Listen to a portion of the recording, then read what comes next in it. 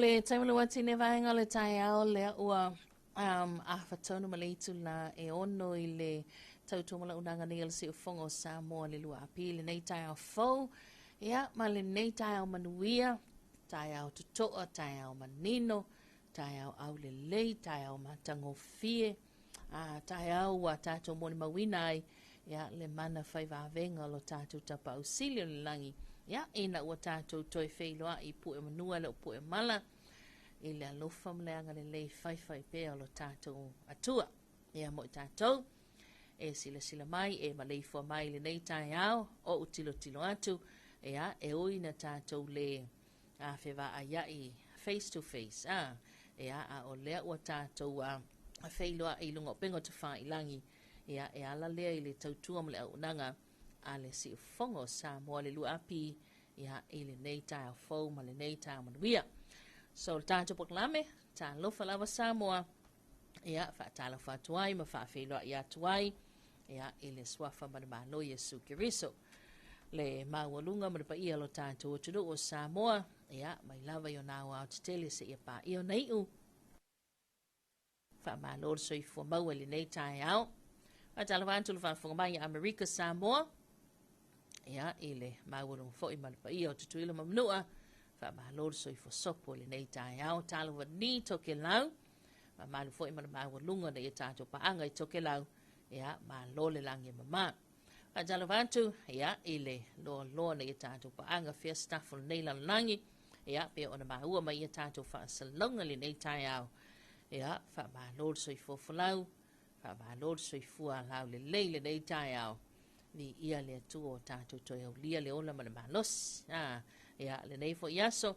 Ia i tūlanga pe o na iai ia fuafanga solo. Ia mai se fo i o a onga nei whanau. Ia o le mamalu mana mawalunga to te le lato ngā ruenga matiute whanga solo. Ia whaatalofa atu tātou poloklame ma Lord sui fomanuia. Tātou poloklame Talofa Samoa. Ia o mwhai fo i on whaatanu ina. Ia ona ole tu mai pia le tau au le fionga le pule ia mulio ia a mai se fo le malu le ufainga wenga ia a le Fexco company ia po la la le Western Union ia e pe ona ia le tato maftanga fai pia i le tai au ma le tai au al sili o mai oile nei tai au ia e lo wala mai o mai oile nei tai au o e la fai mai ia o keilo malosi po e la fai mai le nei tai au i o faale ato atoa fo il fa longo malosi le tino o e la fai mai fo ingale fa pe woi ka fe pe sa fa sa miti nga po sa e miti se ai malo le loto pe nga e miki wa e o i fe ale atu no ia ale wa ke ia le koe ke ia ngel tai au a le ai o le ai ki lo ko e kaur va ai le fa ai fa fo ko fa mala mal fale o mai o le nei tai au ya o ma to ye nei le tu le manu le pensula mel no ia ele tele ani tala o le vi inga lava fa fo ile atua ia ona lo so longa manuia me uma ia ile anga le le o le li faisi pisio matou nei ia matou le nei matou le nei munu faisi pisio matou ngā luenga le ngato tau fa ba ina ia o vaenga i le malai te fau ia mai se fo i o le kale ia i le tato o wala ia wau o le anga i mai le munu ia o stasi leo vaenga tapu vai tasi o mai ai ia whaatinonga o le tato si Singapore ia le la pe ona iai le nei vai aso ia wai a matatatou le aso fraile ia stai mi foi le tato maftanga mal tato por klame nei tai au ia ona fofola tu fo i leo le tato por klame ia e pe ona ngā lulue ai o soa komiti taitasi ia mai se vol tato por klame ia e pe ona ioina ia mapasi ina le tato kabineta ia mai se na fionga le taitai fono le fionga le li pale mia ia i tulanga umai pe ona iai e moni e lava ia le upu foi le fausia roma se aso e tas fai foi si umi ia e fia masina ia sa ngā lue mai iai soa komiti taitas ia ele tau faatula nanga ia ma le tau vali mai iai faatata mai ia le uai na ina faatau nuu ma final tanto por kalame ia tulanga pe ona iai o le tanto tele yo o atul faatau wina wa le tanto te amata le asof raile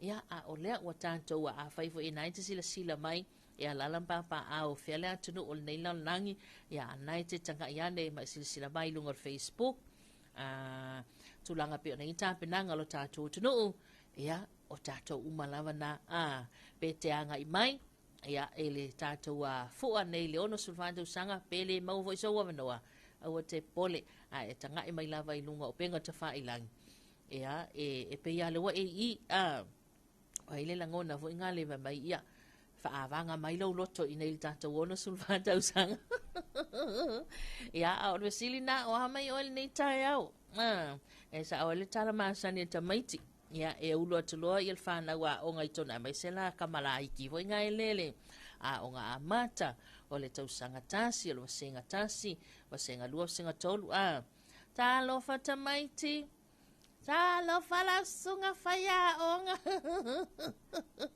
o amai o tonu nei tai au manu ia lava mātou whaftai ia o tala na manu ia lava mātou manatu tato por kalame le anga le leo le li ia o lo manuia o ina manuia foi mātou i nei ewi ia o lo ia i pele a pongi sai nisi foi o nei tato ainga o nei tato wo o pelenga ia ona ole malanga malima le oti ia ole nei lava savalinga mal nei fo launga le tato i unga lava le na ia e o foi laina fia foi fa anoanga ia ona o le motosia o le maftanga mafana ia ba te tal tonu tato por kalame ia o lo te tele e mau le file mo le tua ma le so niato le nganga le lii ia i la tofa pena ona fia ngai mafa anoanga ia ona o le vala au pa ia le tua le soifoma le ola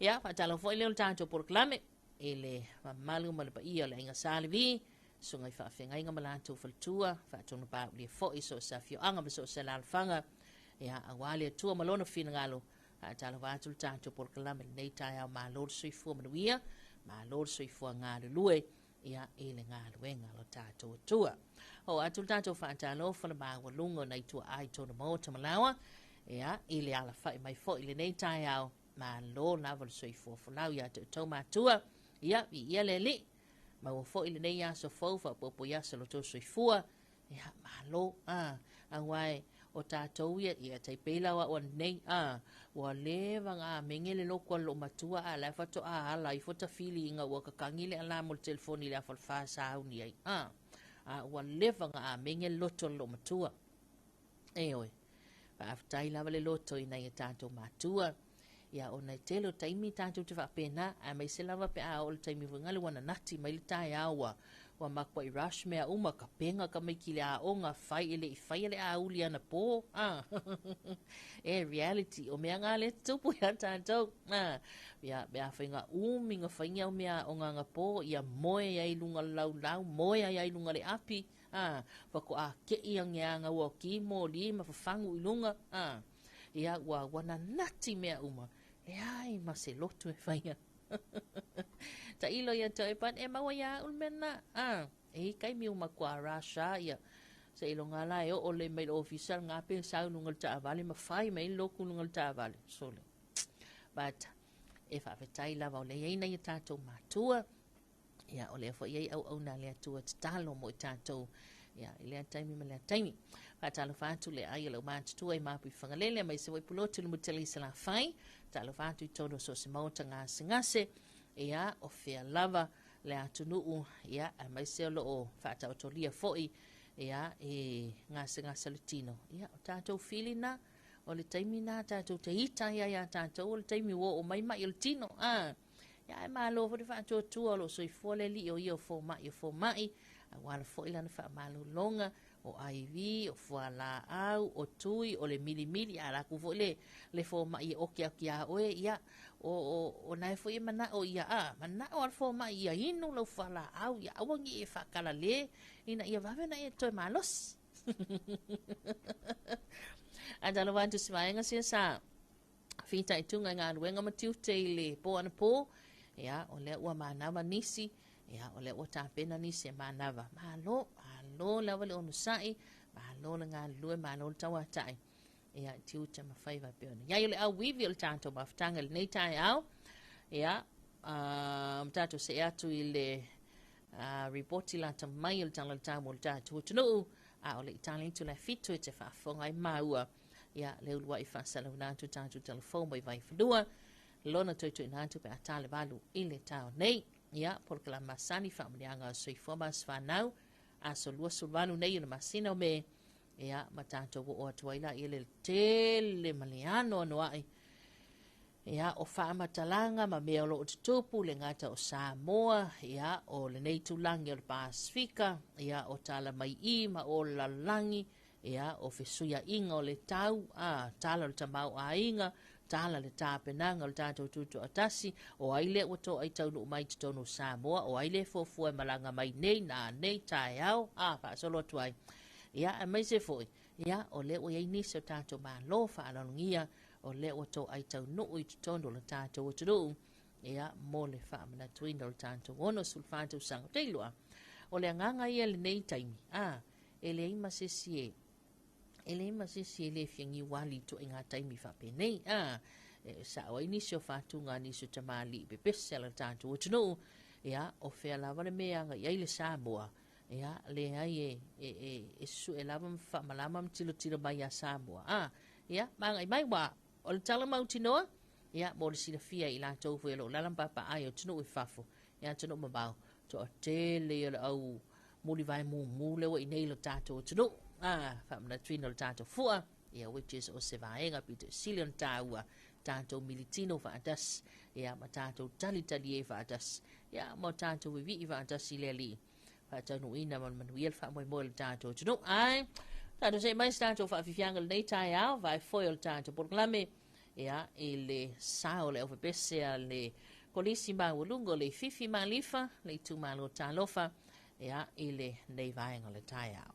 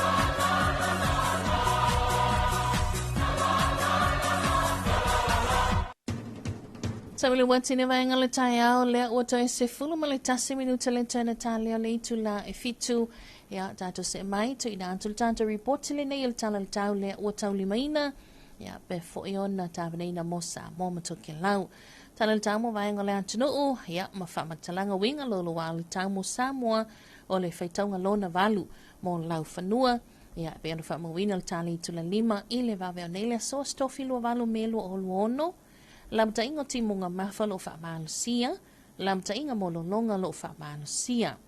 O winga awawa masisua le tawa lo oftia i pia Samoa, e afua mai se vaenga o whetaya ingo sa vili ma timunga o lo ta otopia i le tu i saute. O ia winga lo lo wa le tau sa au mai a timunga sa ta api saluai, e mawhai nisu taimi whapia nai wila ma whaint tili nisi o vaenga le atunuu i le poa na po.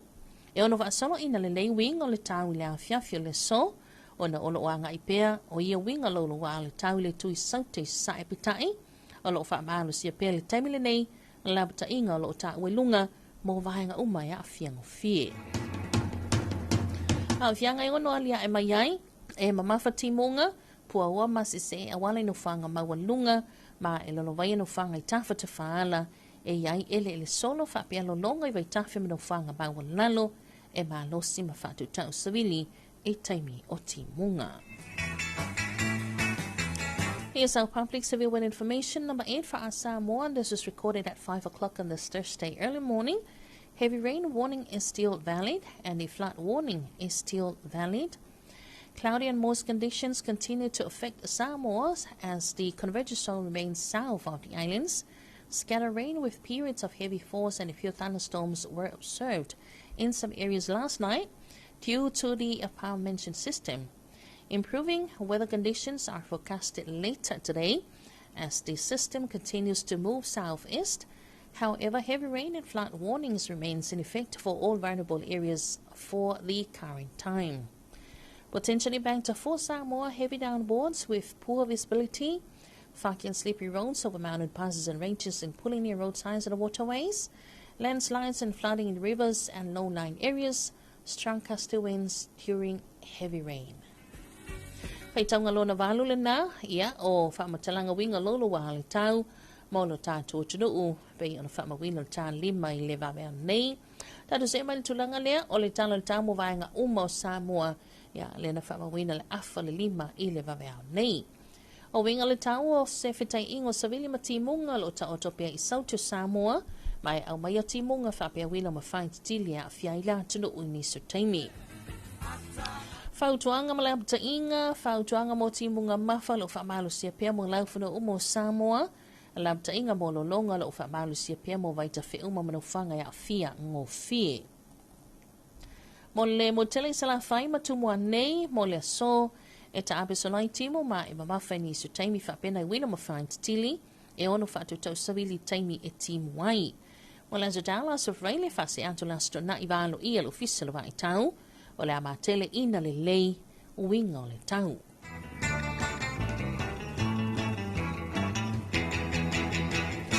O le tala tau mo o ngā sami mga te whale le antunu u whamawina le awhale tu le lima i le vaveo nei se i o lia le valuanga le boana nei. O awa savilio le lai to e lau savili mai mātu i sifo o lo a fia i pia o ngā sami o Samoa. Mai ngā ngā te whale mo o ngā sami i mātu, ia whapena fo i ma ngā te whale mo o ngā sami saute. Mo le aso e angi le lai savili mai sifo, lua sulima le tolu sulu gilimita le tula o ngalu mauma e tasi le tasi ma le afa mita le mawalunga. O le aso tae au, o le angi le mata bolu savili mai i saute sae, e se fulu lima le lua sulu gilimita le tula o ngalu mauma e lua i le lua ma le afa mita le mawalunga.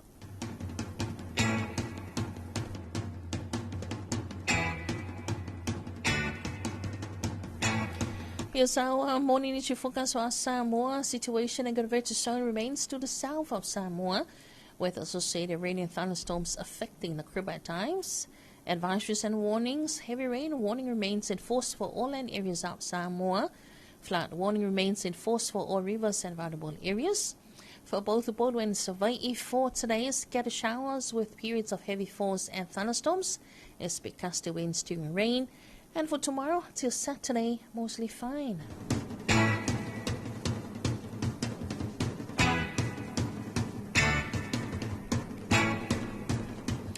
And here's our morning marine forecast. A northwesterly wind flow continues to affect Samoa's marine waters.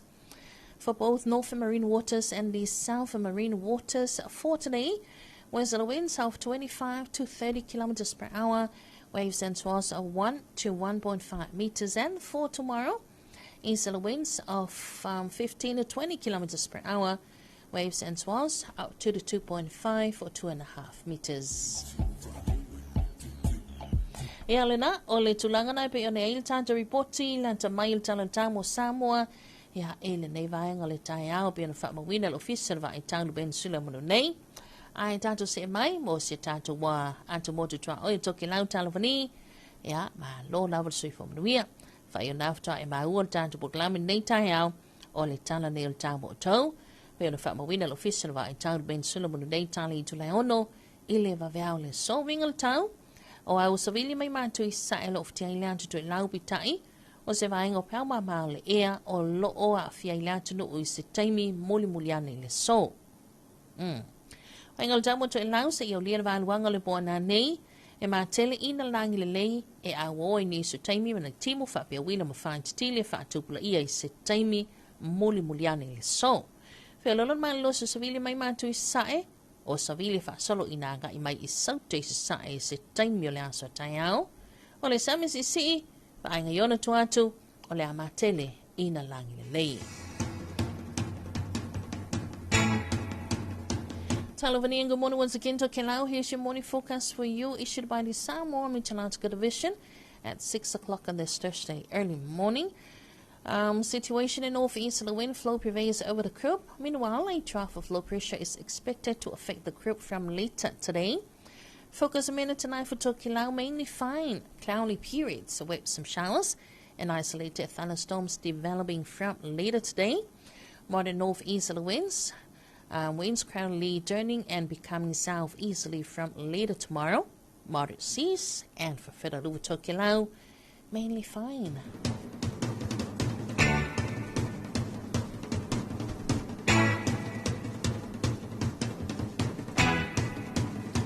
Ia lena tulanga na pe ona ia le tā o tonga le tātou reported tala le tau mō le tātou tunu o Samoa. Ia mai se le whafunga mai toke lau le nei vaenga le tai au ia tātou whaasalunga o le nganga la vai e vave ai ona tu ina antu le tātou tala le tau. Ia e whai whaatataunga iai o fuafuanga o whiana vaenga ianga iai le nei aso. Ia mai se tulanga pe ona iai ia se tātou o tu motu tua o toke lau. Ia o le nai wa sila fia. Ia tūlanga i pe o nei lea so pe la pe timu, ia pe savili fo i pe matangi, ia o le nganga le nā, vawe ai tu ina atul tātou tala le tau, whai whaat taua, ia iau fuawhanga, moli le ngang whaat, te tele pulenga ma leo whainga luenga, a leo ofisa na vai tau ben sula madu nei, ia a wā fo le longa poile ina lo tātou o tunu, a maisa toke lau, ia i wingo maanga o le tau, e pe o na iai le nei a stofi sis whapoponga tātou tala le tau, tātou tulu loa afala sultasi tau nei ale ai, ia on tātou talia leo reporti, ile afali tula lima, ile a fiafiana nei. Sembal tātou taimi lea ua, tātou na malei tula fitu, ia ona i fo ile na manatu, ia tātou se e mai, ile rua i whaasala manatu, tātou telefon mai vai whanua, ia be ona tāpene na foi, ia ele vai ngā telefon, le sunga ia matau aina i sa ako, ia sila fia foi tulanga be ona whabawina, o hani me o tutupu le tātou o tunu, e le nei vai tau. So mai lo whaafonga, telefon mai vai whanua.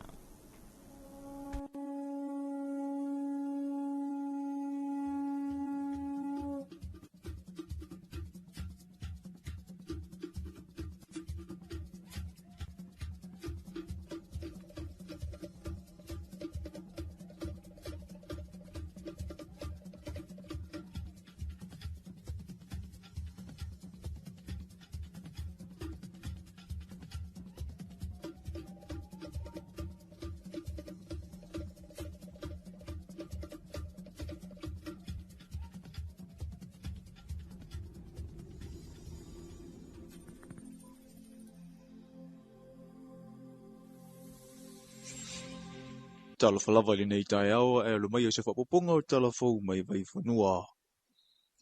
I tala a mata, e lua se fuluwalu ila tau sa tau tuai matanga ringa le malo whaapea whaala potapotunga tuma o ti. ua whai se whiliwhilinga e ofo le soifua e au nai I tiu te whaaleo.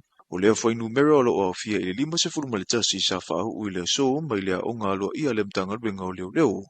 E wha se furua li I ma tamaitai e se furu ma le tasi. O le polokala me whaau au lea le mtanga ruenga o leo whale pui pui ma leo la toe fuata ina. Ona ua moli mau le awhionga le taitai o le malo po le minisita fo I leo le mtanga ruenga. E le taitai o na o le awhai o malu o le malo le numera. E ngā whatia I le anoa noai o ana matawhaioi mō le saunga le mū. Tasi ale whai longa tā ua le sila whanga le tua. O loutou whamaoni. O loutou whamaoni e taua veina o tau titi. O le autou whale nei le mtanga luenga na whauao whaupoe o tātou mātua. O watu le fitu sifuru balu sifuru tau sanga. Taulu na whaavae le mtanga luenga leo leo. I autou manatua. I autou manatua. E na asaina le masu o le taiao. O le ingoa tau le leia ma le whaua wina o le mamalu ma le mawalunga o Samoa. O le awha e atu I autou tau au. Le awha e atu po I autou tofinga e wha solo ai le ngā luenga mō le lumana. Tau tua nā ma autou loutou bala wina. Tau tua nā ma autou le tapua inga autou ainga. Outou matua, outou whaasino manga, outou nuu ma outou wakianga.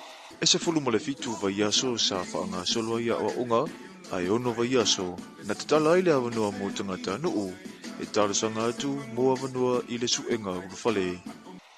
Sa talia ina fwoi ki tusi tarasanga, mai lau whainga ruenga e tō lua, o lo ngā lulue mau auna I le whale pui pui, ale matanga ruenga, e fia awai le awa onga whale o leo. Ona mawai leo le awa inga e 5 ma le lua mo le aonga. E tai e tō tasi tātoi a veseina, a ua te a ma le afa le nei aonga. Ono nisi o mafu anga tarapengai I le amio tau oloa. E whāsu tolu I lātou, e o mai uporu nei. A e tō malu. E malanga mai savai. O nisi o le vasenga whaau ua umia tusipasi mai le Universite a wau Samoa. E to tele a inga sa awa ia tue mo li mau I le aso fia o malu nei o le malo. Ma whaafafonga ia latu tau tinonga. A o aloane e whaatino lo latu wala a wina. E le ngata o se isi lau pe pafou o latu soifuanga. Ai o le mitanga fo I leo mātua mawhiuanga. Whaapea le tapua inga. Ale a inga sa le vi. O le whaau unga sa whaatautaia I le mautamoa o onga wha leo leo I tawha ingata, mana iei fo I mawala aulia whaapea leo leo mai whafo, o loo whaipa anga, malamtanga ruenga o leo leo a Samoa. Na whaailoi le vai aso nei le telo vai ngana au mai e leo leo mai le lua se fulu o se whainga talu mai le masino I Januari o le tausanga le nei. O le whailo inga malvasenga o tusi tala le vai aso nei. Sa whaailo ai e tauwhia pea vaenga nei o whaanga solo mōrianga, ma whaamasinonga o e ua tauwhia. Kai mea whakamai ai e walau le mira e o mai. E ngā ia kari ko nguinga mā mea ngia leo leo. O le process la, a pli kiuti kakanga mōri e whalau whasainga ki. No winga wale ko ise mō mianga le mea as evidence I le ko. A whape pli not kiuti, wa seki raso le hearing poll le keme walau I mau. O ngā avele leo leo le sample mea ia, e avele suase mai le lipo. Ka kia li se uma le hiwi po whewhai whinga ua. Uma lola ia, a ke le lola ia. O mea wa uma keisi wa le koe mo o mea, o se mau whai kinga o ruma whamasingonga. Ka puku uma rea kasi al kei me sua. E 5 ma le 5 tangata na mōria I mata upu tau fuala au whaasaina. I le periota e peo na ta ua. E se furu ma le lua tamaita I le vaitau sanga o le se furu ma le 5 nga I le wha se furu fitu tau sanga le mātutua. A toa I mali e wha se furu tolu. I le vaitau sanga o le se furu ma le onoa nga I le 5 se furu tolu tau sanga le mātutua. Samta pui I whanguna. O tulanga pulele na malanga mai nisi mai. With the prescription pulele mai e whanema. E o mai whapea o whangu ia mai inai vaenga o whalau matane ao ngā munga sinase. I le tula pono sa mo, i le semi o te ngai whakanga. So e mai da i se sing te tele asa ia sa mai ka winga leo do e de so ka ia paperwork ma mera mai fa mai ngara den ka fia ile sa mo dia sta so kamari O loo mata i tū ma le waalele, wa a whangota, o whaaputuputunga i pō, no whanga whaitele, te whaala ma le telo no whanga, e ono masalo mia i le aisa. O le aisa e kumukumu iai ka haka i level po, kumukumu e kupuranga, kele iai ka avale. Aua mea longo mai. Aka ko ngā lue whakas. Ia kele ar whaikikia. O le polenga o le whangangau mai o iso kula fungo kele. Ia ma le kele o le whamai o ngā fia seo ka kua kungu. A kele me kupu kele ia fia fut whale mai. E le ise se le a fia ko kiki a fia umakako. O e na molia na tū umai lunga o le i tū lawa leo leo o la tū wata ma whaamatalanga e whaatatau ia i la tau. Ua tau nuu le moe mitinga a le susunga i le malo ia Vincent Manita Vae i le lua se furu ma le lua o na tausanga. Sa ia ta ua i le whaataranoanga matalafau mai vai whanua. Na lai titi mai lava o whaanau nauina i ngalue o se leo leo i lo tātou atunuu.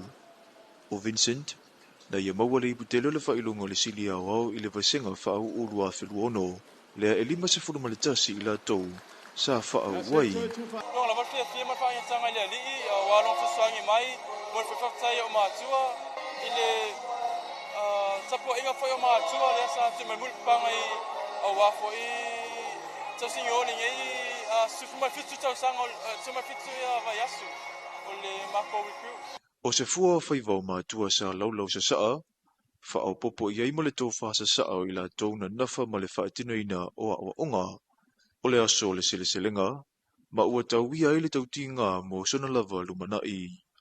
Well, being a very purposeless within our families is very it's very proud. It's honored because I dedicated myself to serve the community and to also uphold the laws and to preserve the peace within Samoa. That's why I dedicated myself and my parents being behind the scenes, supporting me with every angles and with every situations. O ia o se alo e whaasino i le te mai a tau vai, ma le tina ia Margaret, ma e mai ia fio anga o wha ala mawailoa paloli, le pea, ma lie wha pea mawailoa. E whamir whamaoni ia le tautua ia serve with integrity and with honest.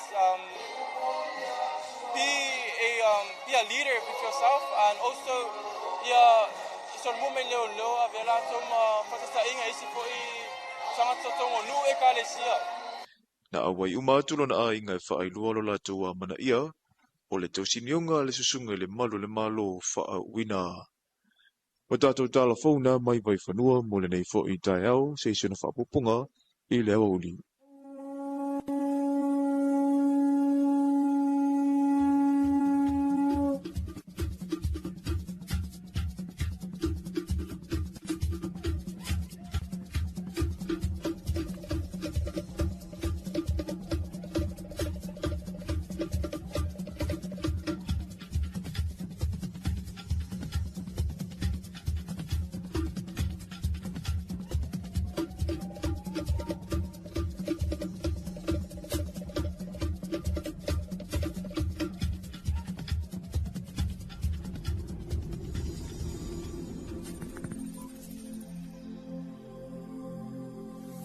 Tawali wantine vahenga le tai au lea ua iwa minute te ineli tula e fitu ia I le tautumala unangan si fongo Samoa le lua api le nei fo I tai au ia ma ole na ua whaafonga le tātou tunuu I le lua I whaasala unangan tātou telefoma I vai whanua ia lea sātap na ina mafonga nātou le sunga mata o nei sa ako ia mai le vahenga o telefou lona tautou nātou me atali tula valu ia I le tai au nei. Ai sfulu minuto le teneli to le fito el manatu le wanga mai to tele lunga la tele ia ole au whainga luenga pa ia nei matua moli nei whanau ia la toa o onga wai a matal tāna valu ma lo le usu ma lo so I whimaruia I le nei tai hao tanto se stanto wha vifianga ia ole sa ole o bese ana sento whana moe e wha vau le alofa Yesu ia I tātou ia e pe fwira tātou moni mawina i le nei tai au.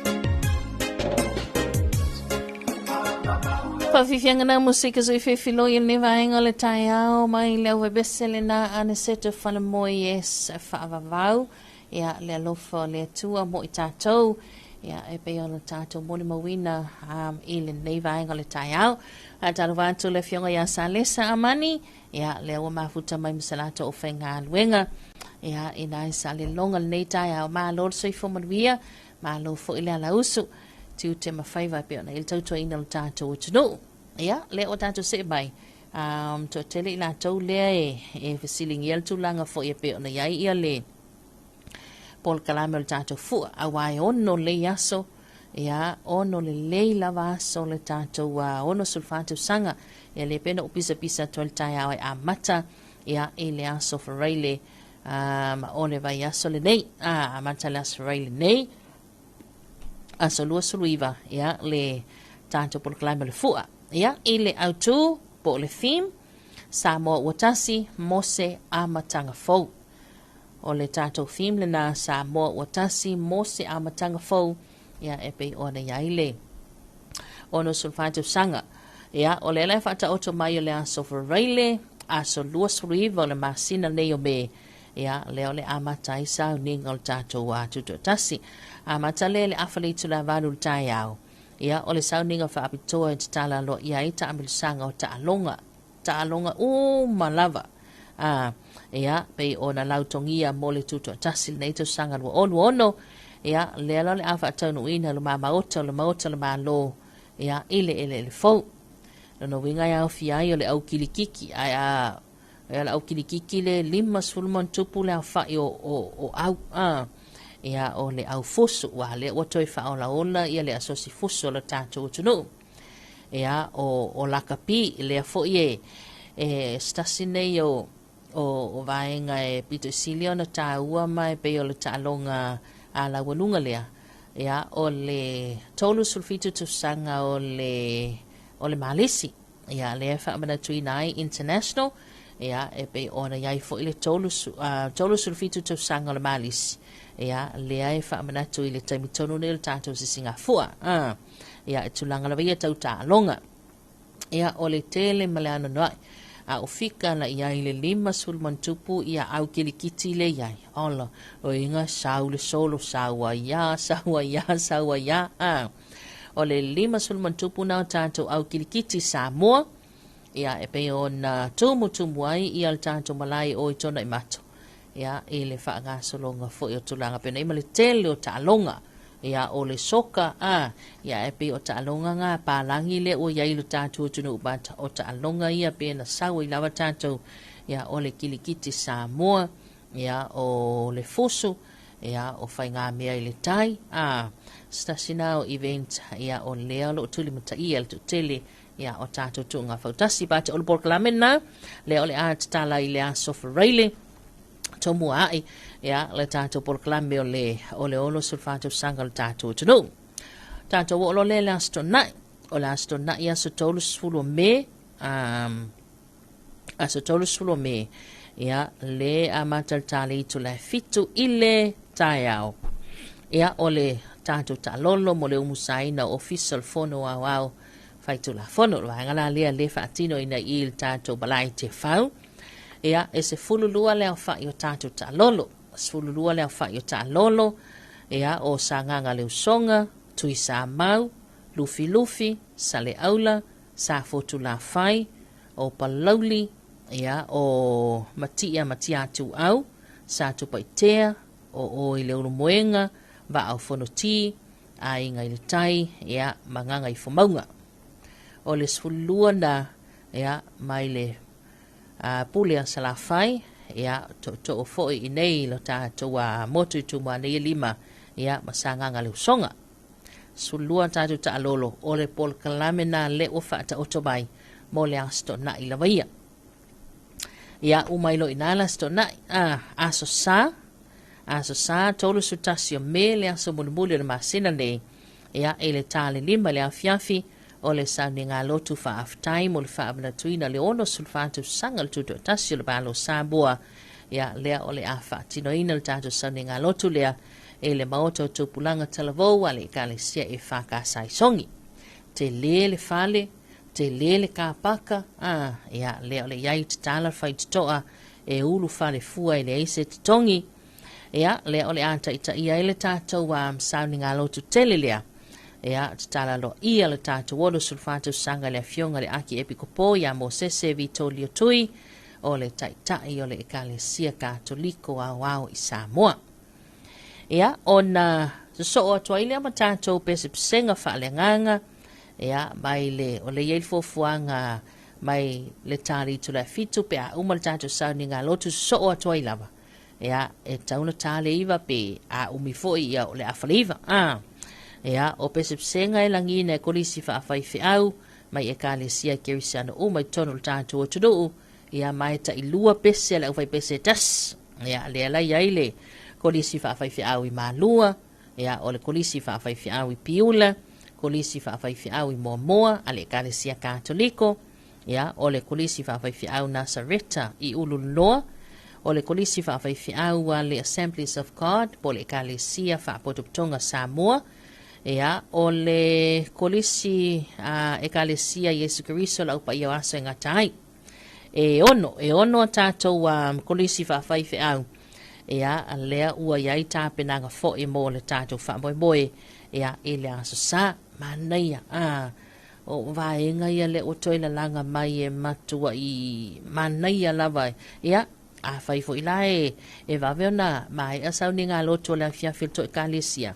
ia suma ia i tātou wa a fai loto fa atasia i le tātou sauninga lea o i le hola tupulanga ia le i songi ia fa atine na il tulanga lea mole asasa o na umaile al por kalame le asasa la tau ia ia tātou se mai lola ia le por kalame le asonga fua le ulua iaso le masina yoni po le aso lea ia le ua fa manatu ai le aso fa nau le tātou o tunu o lea ia le fuafuanga ia o le tali tu la fa i le vaveao ia wa matana fa tulanga ia tātou wa onga o matanga luenga le malo fa la po toka ese mo savari fa alo e fa tulanga la i le malai te fau fa tulanga le malai malai fatu fa tulanga le malai fatu ia ona sawa i le solo i munu i il tātou malai te fau o le malai fatu le i le sa fa ingoina le home and away ia i le tele nātou sanga le malai le wa amatana o le wa tutu ia tātou fale Samoa fo ia fale o a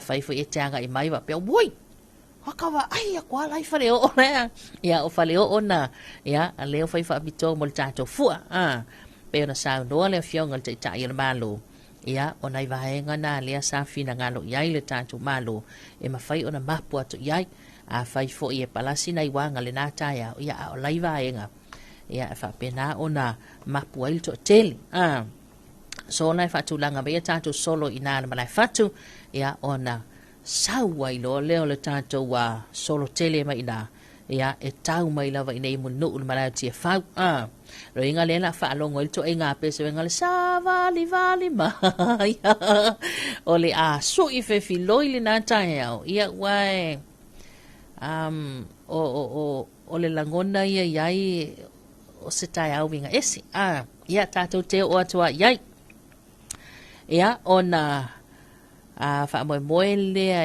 e le itali lima ia ua tau nuu mamai ia e sau whaia o la wā onga po o le tau whalwhainga aduenga po o le tau whaala poto putonga po o le tau asosi lena mua mai ai luma ia o le whasolonga ngā iai o le awhai e ngā lue ai ali i malo le malo ia manisi foi o komite o le tātou fua ia tūlanga foi ngā le ua foi ngi kau kūlei ia o papena ia o le whaatulanga nālalna le o le au o mai ai i le tātou malai tia fau o le whaali masfulu i le tai au po le toi sulu minuti tā lima a whiwhi o le walaulia o le whaamoi le i tā lima o tau nuu le fionga le li i pāle mia ana po la au le mali atoa le o tea po la te vau fosi schmidt ia mali falitua o le 5 minute te ele 5 tau no usui el fono sui tofia na fionga tu ya tua tu puata msisi efi mali masiofo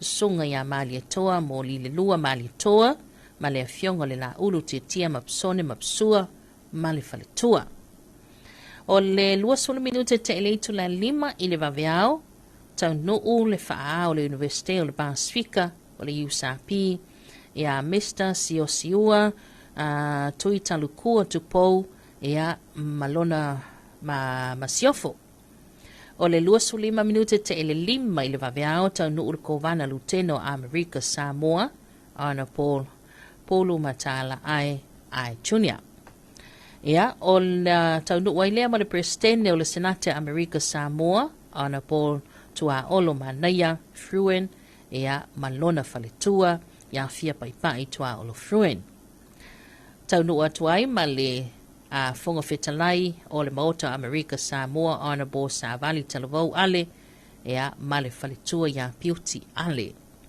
o tato malo faalangia na ia mai nei tato uso ia i sai o le toi 5 minuti tali ono le tai au tau nuu le ulo toke lau ia o le o inei Samoa o le o to ai tau nuu inei le tātou tu nuu le ulo toke lau ia o le taimina ai tau nuu ai le ulo toke lau o toi 5 minute tali ono tau nuu le ulo toke lau le tātou malai te fau ana por petelo ala pati Peter Tavite ia male falitua ia Silvia Tavite o le toi 5 minute tali ono i le tai au tau nuu le fongo fetanai o le malo fiti Honorable Filimone Shitoko Malifalitua ya Elina Senirewa Nai Kulevu ia e le tātou wa i o lātou no whanga. O le toi kuata le ono, tau no o le Minister wa i Whafua New Zealand, Right Honorable le fionga vavasa ma Naya Winston Peters. O le toi sula minuti tā le ono le tai au tau no ulpa le mi o tonga, Honorable Lord Whakawhanua ma Lady Fanny. O le toi 5 minuti tā le ono i le tai au lava leo le asungfua, tau no le kovana o Australia, His Excellency Honorable Sam Mostyn AC and His Excellency Simeon. Ia, to ai tau luu fo ila ia leo o wala ulia ia su ia la malo Australia. O le tātono le itulai ono le eile fo fuanga tau nuu le au malu le malo Samoa. Ia, le afionga tui ma le li whano wa le toa sua la wile lua. Ma le masiofo ia wha mausili le nafo tui ma le li whano. Tā le ono. Ia, o tātou malo wha anaungia umana, ia e pei ona ta otol polklame, ia mō le asonga fua le waweau.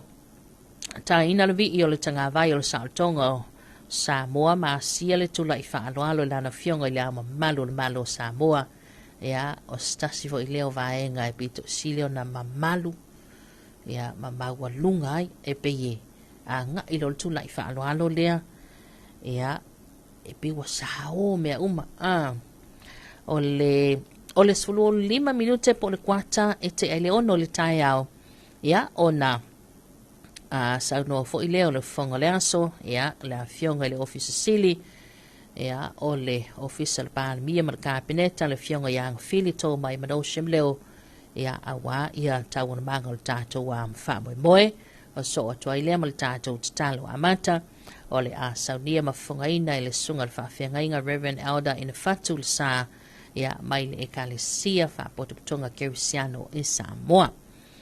Ia o le saunoanga autu, ia e le tātou whamoe pe o na iai le tātou sisinga fua o le a saunoa ia ma malele iai ia le a fionga i le a malu le malo Samoa le a fionga tui malele i whano wa le toa sua la lua. O le afo le ono, ia o le iei le fuafuanga, ia o le tulanga pe o na iai ia le tanga vai o le tātou malo. O le toi 25 tā le fitu le tai au, ia o le ua, le langa le ua te al fitu, ia whape nei wa levonga a mata le tātou savali. O le 25 minute, toi 25 minute tā le fitu, a mata loa tātou solo. A mataloa tātou solo ia a matatu e a onga yes o matanga luenga le malo fala poto tonga tu maoti o company o businessi ia e taita ia atu ele solo a li malo le malo por fa i pua leo ia le ata ita ia atu tātou solo ia tale tula iva o na soa ilea ma le official opening ia o maota tolu e pe o na iaile tātou fa moi le sa fa tino ina le asto na i tātou ta lolo ia mo tātou ofisa ia le official fono au faitula fono ia so ai lo le ma malo longa alo atu ia tātou mamalu la wala ulia la tātou maftanga ia tau mafa uma ai ma tātou ia wanto langa ngani awate polo le ai fa tātou fa le ainga ia tulanga masani e pe ona ngai ta penanga o la le fa moi o le awauli lawa lea o le asofua pe a awhalei tu lai tasi i le awauli la asofua lea o le awhanga solo ai le vaenga mua ia o whaafifianga wha Samoa. Ia lea la ia tātou whaafifianga lea o le mua ai le tu malo whale a lili numero mua i le lātou pese whale angado. So o tuai lea ma le tu malo palauli numero tolu lea o le a sisiva i le siva ma ulu. Ia ona so ilea mo le whaafifianga malanga mai le tupotonga ia ma au mai lana le fo i masi i mai ia le whailipu ia a leo ala malutonga ila lato show na whaapitoa e tovai ia tātou whaafifianga whaalanga no ule au le lansong fua o manoa le whaalinga a leo tonga ia ona so leo le sao ale tumalo sanganga numero tolu le fo ilato te fatina le siva maulu ia so o toilea ia ma le i tu malo vai singana numero lua ia e le latou pese whaalanga nuu ia matau walunga i loa tātou wha moe moe pe ona ia tātou wha fifianga wha Samoa ia e wha ia tātou wha tātou tu malo le o le a wha fia ma ulu ulu siwa whaalanga nuu i le asonga fua ia a lea e lima i le wha fifianga wha apitoa a li i malo le malo ia mai le malo tonga o le tali tu lai wha le pe ona tuli mata i alto tele o le hit mua po o le tuunga mua ia tuunga fautasi ono pe ona sila fia le tātou tunu o le tuunga la le wha ngā i foi la au ia tele le mautala wai pule al tangata i lana tala lana sauno ngai fai but o le o manino le tātou porklame o le tuunga mua nal tal fale fiafia la sungfua ia o le tuunga ngai wha ngā umma ia au waa ia foi la au ia peila ona iai o litorina mai la fianga toa mua telefoni o le vainu mai la fianga manono tai tolo le tamauli mai moteli sala fai o le Sheraton Maroon o le afianga pia o le ngole o le sa o le afianga pia malo le malo ia o le sale lea loina e malo le malo e mai se foi le ofenga luenga al fui mu ia ma le tau sala le vasa loa ia o le sisale mai le afianga o sa lua i manono ia o tātou wha moe na ia malo le tātou tungava kako whai lo mo le whale le malo i le fau ia o le afu ia le a whatau duwina ia tātou a kono seti ia o wha afifianga su i whiwhiloi wha Samoa o le fo iwa mai a ta oto fo i lea tūlanga ia e nisi fo i o te mali i longa le musika le tātou o tunu ia wha pena o na il tātou wha moe lea ia le o le a whatau taia le mamauta le whale le malo wha mo le lua i matangia le lua ia o la fu ile ma na ye tātou skits o tātou seva ma ulu o sa o ai lawafi ia ma diso tātou musika so i filoi ia mai lo inal po kalame la so fua la towia o tātou fa to ai la so fua tātou se mai lola ia le so fua le na ia o le asolua la le e il fofanga a matal tali tu la fitu le tai au asolua yuni por kalame a matali tu la fitu i le tai au ia o tātou va a fo ia pau ia e fai fo la tautu unga ia i le tai au i le tal fitu na a fale le itu la valuanga ia tu le afol se fulu le tai au ia o le sauniga fa apitoa ia awale talaina lo ia o le maota le mau i la fioanga vai moso ia te le tala fa solopito ia o le maota le mau e peona esi la fia matato loa ia le ai fa moe na afale itu la valu ile afale itu la sfulu o le tala sultasi ia ona moli leo tato te fungala au ia tato manatua ai o le aso fo ilia ia wai peo o le salotonga o le tātou malo Samoa. Ia e toi te tai ai lo fina ngalo ma tātou mawhau ia e nai o tātou mātua, ma nai o tautua ia i lātou ia sa ofo le lātou soifua, ia awale tau mawhainga le salotonga le tātou malo. Ia lele i le wha moe na e le tā sultasi le tā iao o le asolua. Ia ona tāle o le itu la se folu ma le lua, ia o le sauninga fo i leo le tuwatuwhaina o pine tā waloa, ia o le vaengala na le whatinena i le malai te whau. Ia so o tuai lea ma tātou whaafifianga whaalanga no o le vaengala na lua.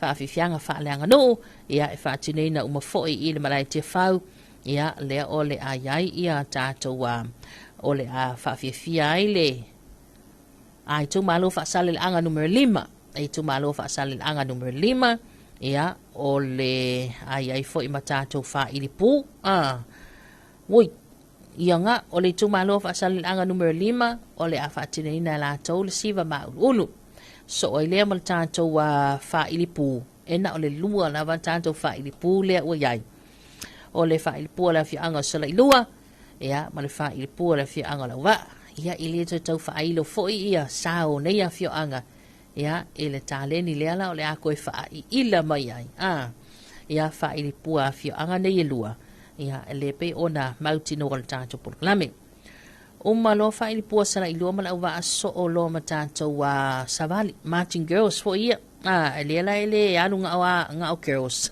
ia a le ua alu ia'oga tulaga lua ia e pei ona iai ia le o le tufa'atasiga o nisi o a'oga le motele salafai le tufa'atasi ai ia sala'ilua o gaga e malae ma le afio'aga o taga primary school tufa'atasi a'oga na e tolu ia o le latou na lea fo'i e mai le latou marching schools so ai lea ma le a'oga tulagalua sauano ia sauano i fagaloa so atu ai ma le a'oga tulagalua sa fotulafai o le a'oga tulagalua le afio'aga no fali'i o le a'oga tulagalua tu'u fa'atasi sa malae ulu ma laumoli savai'i ia taualuga i le a'oga tulagalua a salelesi ia ona uma i lea ina efia kalamaga ia so le kasi lua kolu falima ongo ono a tatou a'oga ia iai latou sau ia ona taualuga lea e le tumaloa aiga o le tai le latou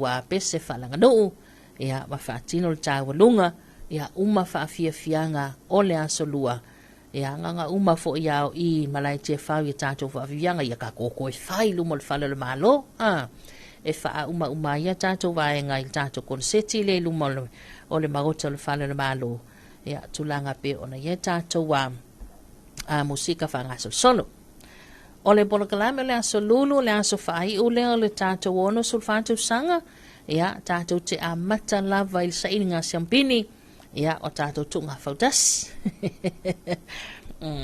o faiga mea le tai lea fu o tele na fai ai petipetiga le totele ia o se tasi lea o vaega o lea e fa'apea i ai le silasila ma le tuli mataʻia le totele ia i le tatou tu'uga fautasi o le tala le itu lafitu le taeao ia o lea fo'i e fua le tai tulaga pe ona fa'ataoto mai le tatou tu'uga fautasi ia fa'againa ai la ia o foe sipuni mantua foe la'au le fa'aga i le afiafi le asogafua le hit muamua ia so mai la ia lea ma le vaega lea ia i le taeao le asolulu le fa'againa ai foe sipuni ia o le taleiva ia tu le talasfulu ia o tulaga ia tatou solo o tatou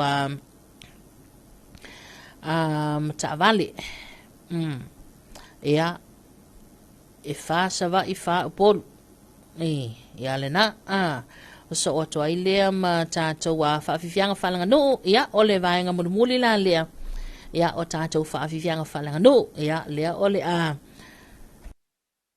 fa'ateleina fo'i ia lea o le iai le sa o le tumalo vaimauga numero muamua vaimauga numero muamua latou siva ma ulu'ulu ia ona taualuga loa lea o fa'afifiaga fa'alaganu'u e le tumalo gaga i fomauga tolu ia i le latou pese fa'alaganu'u maise le taualuga ia e taualuga i fo'i fa'afiafiaga fa'alaganu'u e pe ona iai ia le fa'amanatuina le ono sulfatausaga so o toi lea le talasulua ia ma tatou tufatufaga fa'ailoga o le ailoa ai tulaga i tatou ta'aloga tatou fautasi ia o tatou va'a ia tulula paopao ia o kilikiki ia ma le tele o nisi o vaega sa fa'atinaina ia o le tatou laugatogi na le fa'amoemoe le talitu le asulua i le auau le lasolulu ia ma le aloaʻia fo'i ona ia tatou valaulia ia ma tulaga e pe ona iai ia o le fa'amoemoe le'i talelua po o le toe kuata le lua ia ona saunoa fo'i lea o le afioga i le taʻitaifono ia o le komiti o le fu'a lenei tausaga po o le afioga taʻitaʻi o le mālō afioga le li'i palemia ia i le saunoaga e tapuni aloaʻia le tatou fa'amoemoe ia matu'uina ai i lalo le tagavai o le mālō Samoa ia malagina ai le vei'iga o le atua ma manai ia lena ia fa'ai'ilo lea le tatalo saunia fo'i e le suga le fa'afegaiga Reverend Elder ina fatu le sa ia ma fa'ai'u ai lo fo'i o le tatou e ila le meka o le Independence Ball 2026 le whaatino ina I o le Pia Park ka football complex. Ia, ai whai mai a tātou I ilo ma maota le whale le mālo le tātou kono seti muli ia, e tai walunga ai la lea vaenga o mai lo ina. Ia, ma le wha moe la tātou o tudu. A whai e nisi swing al tātou proklame I o le e whai mea whaalongo lava mātou. Ia, I le fiongo fo yanga fili, ia, ma le lātou vaenga. Ia, o le alu o au mai al tātou proklame. Ma ta ole wa umi a isa u whamatalanga ma le tātou talanoanga. Whaapula atu ina ia e sila fia. Ia, o le aso e whaatina na I lea wha moe. Ma lea wha moe I le tātou fua. Ai ma talo wantu le tina ia matile matiasi tā manuia. Ia, ma lole soifua maua ma lole langi ma. Talo wantu fo ile sunga tā Mara Mikaele. Ia, le lo mahuta mai misalato ainga manuia nei tā iau. Ia, alofa tele atu manuia tele ni aso. Ia, tātou se in tātou whaafifianga o le ua toi luas fulubinu tele tana tā leo le itu la valu. Tātou se mai. Ia, tātou whaafifianga o le nei vaenga o le tā iau. Ia, ona toi whaawau wai fo I leo tātou tala noanga. Ia, ile tautuma le unanga le si ufonga le atunu o le lua api. Whaafifianga tala bestseller sao. Ia, o tama matene o Kolisia Leone High School mai America Samoa le nei tai au le sunga Esra Manu. Good morning. Ia, tai au manuia. Alofa tele atu manuia tele tiu te mawhaiva o le nei aso.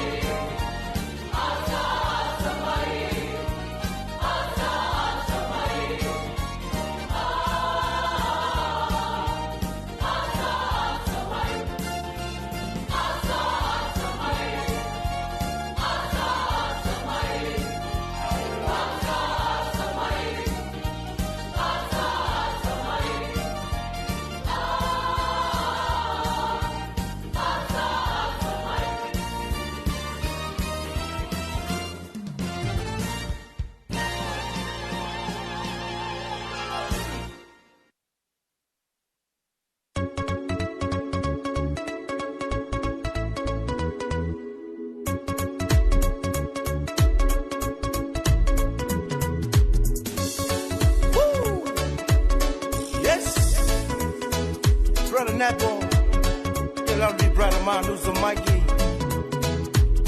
Dr. Rowe Production. Reggae music. Đêm nay anh sung mana.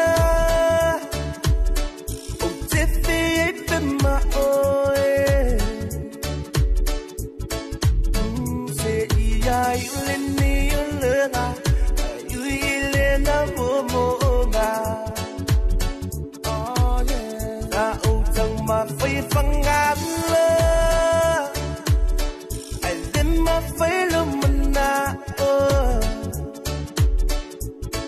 yeah. Say, oh, no, side face, say, I saw. My little ear to talo. Na na na na. Yeah. Go fair upo matala sa file amata.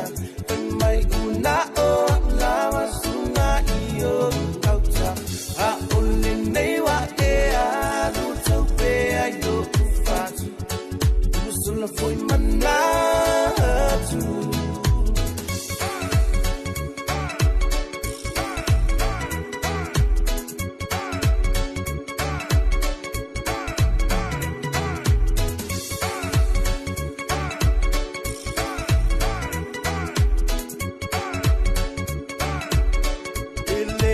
Alo le taimi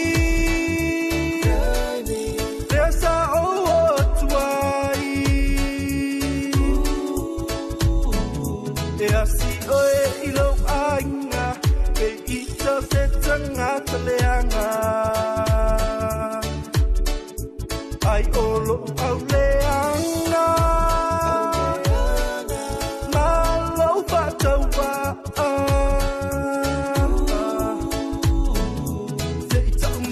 le mapua anga wa yai se si o silia na na na eh o fe upu matala sa file amata pai mai una o lava sunga io auta a ule newa e alu taupe ayo fatu musula foi manatu upu matala sa file amata pai mai una o lava sunga iyo auta a ule newa e alu taupe ayo fatu usula foi manatu Fafifianga na musika se fefilo ya ne vai ngole taiao ya le na e ya le fesila o fe e upu makala nga vai a vai na fai sau polo misi se si ya fa tau no e ka mo fai fa tau no ula polo misi na ya pe a fai ona na fai se lo tu nga tala ya vai se le nei vai aso ya ole vai aso fa tinonga ya vai aso lena ye le selenga ya a mai solo to tele la ofenga luenga le malo ya le nei vai aso la to ya fa melisi vai nga ya watala fia ngai lava mata pinanga le fua ya o to ninga le fua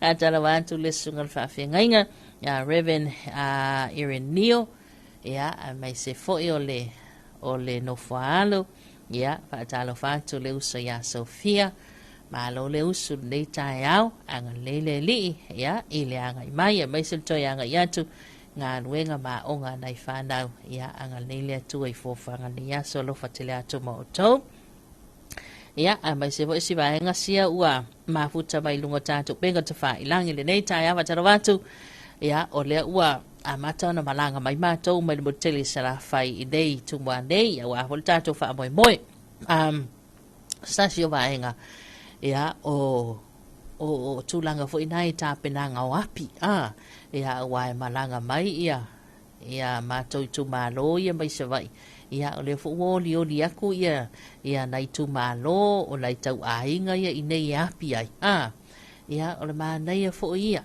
e le ngata o le fua ya ai to si pela le yai le ma fana pe ya le lo to fai ta penanga masan po le ha foi lan to tele sa malanga wa amasi mai sai tu malo mo tele sa la fai Allah e le ilalo mal to se lau lua se lau tolu se lau man tupu le fai o le au malanga ia ngai mai ia o le foi oli aku foi ia ka ko ia ngai i tu ma ni tali wa pela ta to le la tali tu ai ai tu ma lo i nei tu ma nei ia wai e mawhaiana malanga mai a mai tua fa to a malanga mai le soldato fa moi po a fia pe se ai la ko au mātou nā le malanga mai se vai.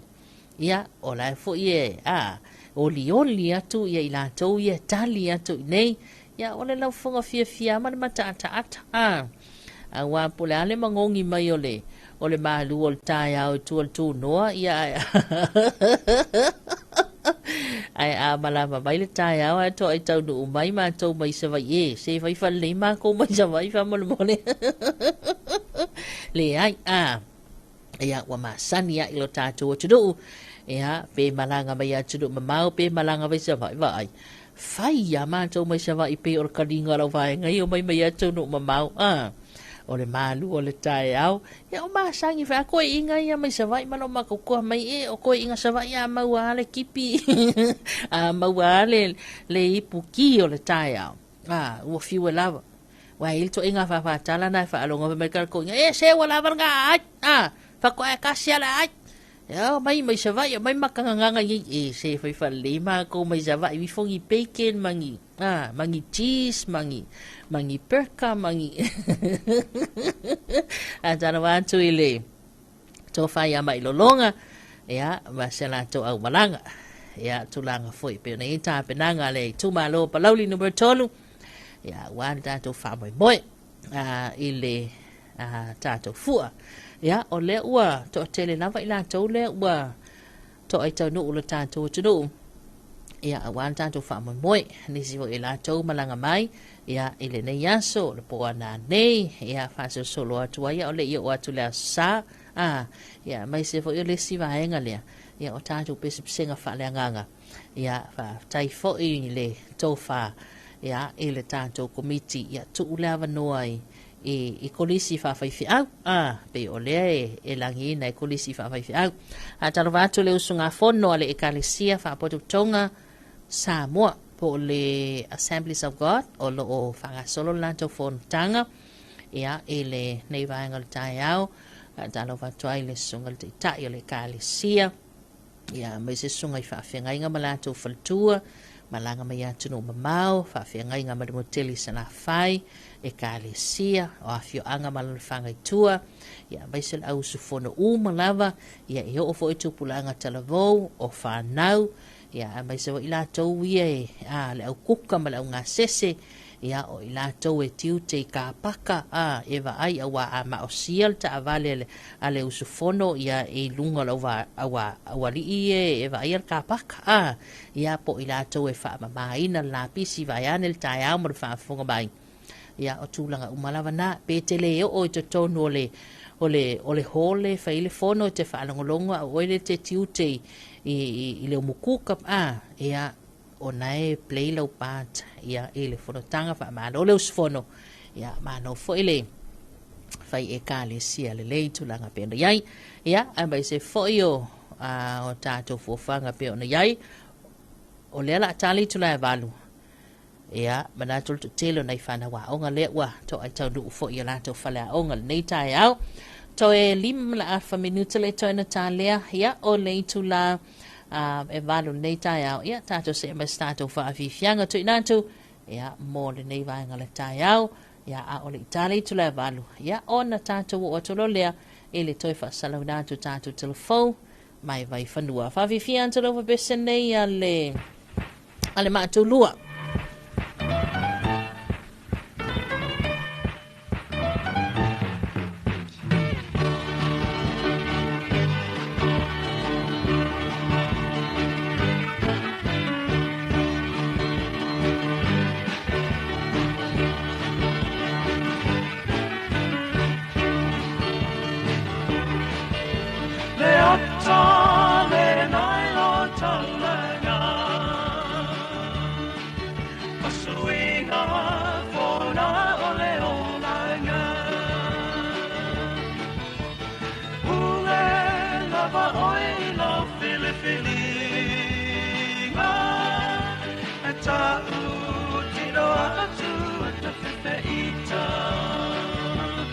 sa tasi ile mana mga luwenga Paai sao solo Masapa valinoa ile ahala Watonu ilua mawhawhau E amata ile tifau Le happy hour mo oe Whaamalu I louti noe Ole a so mauna ngā luenga Ola ua mai a Le ata le nai lau taulanga O suinga kona ole olanga Ule lava oe I lau Filipininga E ta utino atu atu whiwheita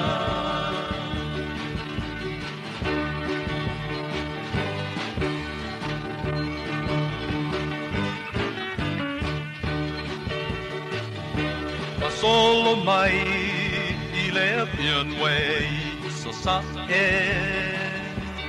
Awane I umi pe ale ai sau ta avale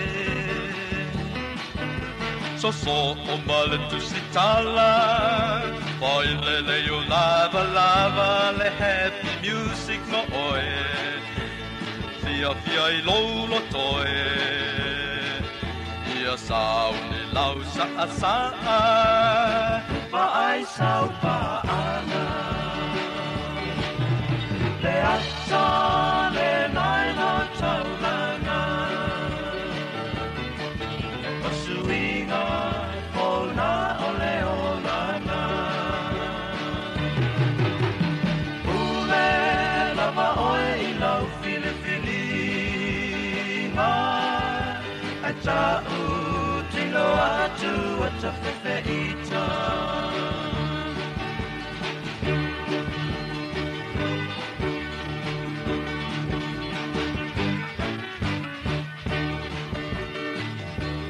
Ua tatau nei Ona sao ni loa le whale A mene atu Me awa me maua sao ta amale Ai apai o e malosi Kantan mai aloha ua e oti Se happy darling ma oe Na te tai tai a te oe Ina nei manu alo tino E ai oe e nino Le ata le nai lo taulanga O suinga fona ole olanga Ule lava oe I lau Filipininga E ta utino atu ata whiwheita Le ata le nai lau taulanga O suinga fona ole olanga Ule lava oe I lau Filipininga E ta utino atu ata whiwheita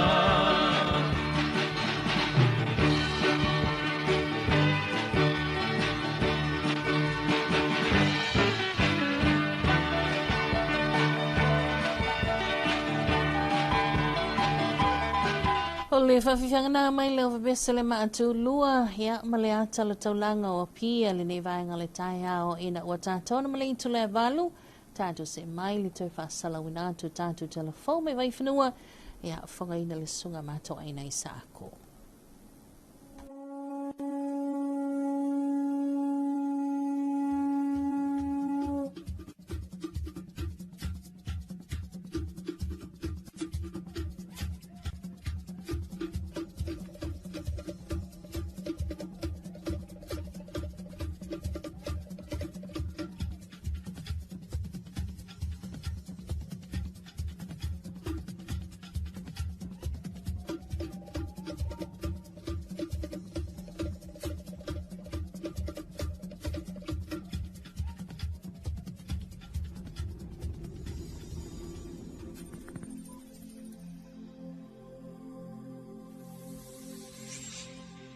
Talofa lava le nei tae awa e lo mai o se whapoponga o talafou mai vai whanua.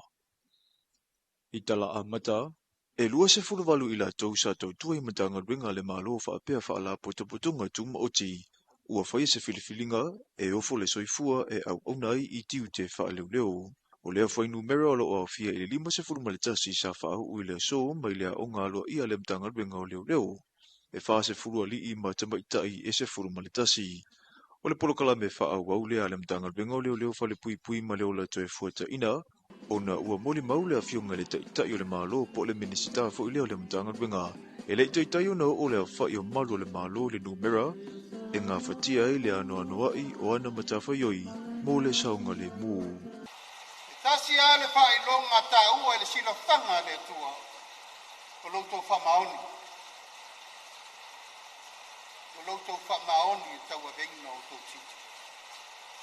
O le autou whale nei le mtanga luenga na whau ao whau poe o tātou matua. O watu le fitu sifuru balu sifuru tau sanga. Taulu na wha vae le mtanga luenga leo leo. I autou manatua. I autou manatua. E na asa ina le masu o le tae ao. O le ingoa tau le leia ma le wha ua wina o le mamalu ma le mawalunga o Samoa. O le a wha e atu I autou tau au. Le a wha e atu po I autou to finga e wha solo ai le ngā luenga mo le lumana. Tau tua nā ma autou loutou bala wina. Tau tua nā ma autou le tāpua inga autou ainga. Autou matua. Autou wha sino manga. Autou nuku ma autou wakianga. E se fulu ma le fitu vai aso sa wha ngā solo ia o unga, ai ono vai aso, na tatala ai le awanua mo tangata nuu, e tarasanga atu mo awanua I le suenga urufale. Sa talia ina foi ki tusi tarasanga, mai lau whainga ruenga e tō lua, o lo ngā lulue mau auna I le whale pui pui, ale matanga ruenga, e fia awai le awa onga whale o leo. Ona mawai leo le au whainga e lima sifuru ma le lua, mo le aonga. Pei tai e tō tasi tātoi a veseina, ai ua te ama le afa le nei aonga. Ono nisi o mafuanga tarafengai, I le amio tau oloa. E whāsu tolu I lātou, e o mai u poru nei. Ai tō malu, e malanga mai savai. O nisi o le vasenga whau ua umia tusipasi mai le Universite a Wau Samoa. E toa tele a inga sa awa ia tue mo li mau I le aso fia o malu nei o le malo. Ma whaafafonga ia lātou tau tinonga. A o aloane, e whaatino lo lātou wala a wina. E le ngata o se isi lau pe pafou o lātou soifuanga. Ai o le mitanga fo I leo mātua mawhiuanga, whaapea le tapua inga, ale a inga sa le vi. O le whaau unga sa whaatautaia I le mautamoa o onga wha leo leo I tawha ingata, mana iei fo I mawala aulia whaapea leo leo mai whafo, o loo whaipa anga, malamtanga ringa o leo leo a Samoa. Na whaailoi le vai aso nei le telo vai ngana au mai e leo leo mai le lua se fulu o se whainga talu mai le masino I Januari o le tausanga le nei. O le whailo inga malvasenga o tusi tala le vai aso nei. Sa whaailo ai e tauwhia pea vai nganei au whaanga solo morianga, ma whaamasinonga o e ua tauwhia. Kai mea whakamai ai e walau le mira e o mai. E ngā ia kari ko nguinga ma mea ngia leo leo. O le process la, a pli kiuti kakanga mōli e whalau whasainga ki. No winga wale ko ise mo mianga le mea as evidence I le ko. A whape pli not kiuti, wa seki raso le hearing poll le keme walau I mau. O ngā avele leo leo le sample mea ia, e avele suase mai le lipoki. Ka kia li se uma le hearing poll whewhai whinga ua. Uma lola ia, a ke le lola ia. O mea wa uma keisi wa le koe mo o mea, o se mau whai kinga o ruma whamasingonga. Ka poku uma rea kasi al ke me sua. E lima se furu ma le lima te ngata na mōria I mata upu tau fuala au whaasaina. I le periota e peo na ta ua. E se furu ma le lua tamaita I le vaitau sanga le se furu ma le lima nga I le wha se furu fitu tau sanga le mātutua. A toa I mali e wha se furu tolu. I le vaitau sanga le se furu ma le onoa nga I le lima se furu tolu tau sanga le mātutua. Samta ku I whanguna. O tulanga hulele na malanga mai nisi mai. with the prescription for the may alfarma. Eu mai fa pe o fangu ia me ina vai ngo para o tane au ngam ngasi I tu la kono sa mo I se me te ngai fa sanga so e mai da I se sing te tele asa ia sa mai ka winga de do e de so ka ia paperwork ma mera mai fa mai ngala den ka fia ina sa mo dia sta se kamari O loo mata I tu ma le va lele ma afangota o fa putuputunga I po no fonga faitele te whaala ma le telu no fuanga e ono masalo mia I le aisa. O le aisa e kumukumu iai ka haka I level po, kumukumu e kupuranga, kele iai ka avale. Au an mea longo mai. A ka ko ngā lue whakas. Ia kele ar whai kikia. O le polenga o le whanga ngau mai o iso kula fonga kele. Ia ma le kele o le whama I o ngā fie seo ka kua kungu. A kele me kupu kele ya fia fut fale mai. Ele se le a fia ko kiki a fia umakako. O e na molia na tu umai lunga o le tu lawa leo o la tu wata ma wha matalanga e whaatatau ia I la tau. Ua tau nu ule moe mitinga ale susunga I le malo ia Vincent Manita Vae I le lua se furu ma le lua o na tau sanga. Sa ia ta ua I le whaataranoanga matalafau mai vai whanua. Na lai titi mai lava o whaanau ina ia ngalue o se leo ilo tātou atunuu. O Vincent, na ia mawale I putele le whailonga le sili au I le vaisenga whaau uru a whilu ono, lea e 5 sefuru ma le tasi I la tau, sa whaau wai. Longa la fia fia ma fa ia tanga le li wa no fusangi mai, mo fa fatai o matua I le sapo inga foi o matua le sa te mai mulpanga I o wa foi tasinyoni ngai sufuma fitu tau sanga suma fitu ia vaiasu o le mako recruit. O se fua whaivau mātua sa laulau sa saa, whaau popo iai ma le tō whaasa saa I la tau na nafa ma le whaatina ina o a onga, o le aso le seleselenga, ma ua tau ia I le tau tinga mo sona lava lumanai. Well, being a very first police within our families is very it's very proud. It's honored because I dedicated myself to serve the community and to also hold the laws and to preserve the peace within Samoa. That's why I dedicated myself and my parents being behind the scenes, supporting me with every angles and with every situations. O ia o se alo e whaasino I le te maia tau vai, ma le tina ia Margaret, ma e mai ia whioanga o wha ala ma wailoa paloli, le pea, ma lie whaapea ma wailoa. E whamir whamaoni ia le tautua ia serve with integrity and with honest.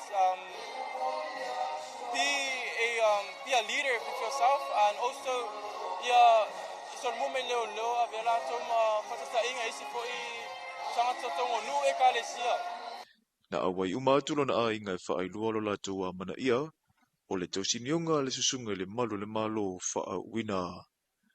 O tātou talafona mai vai whanua mo le nei fo I tai au, se isona whaapupunga I le awa uli.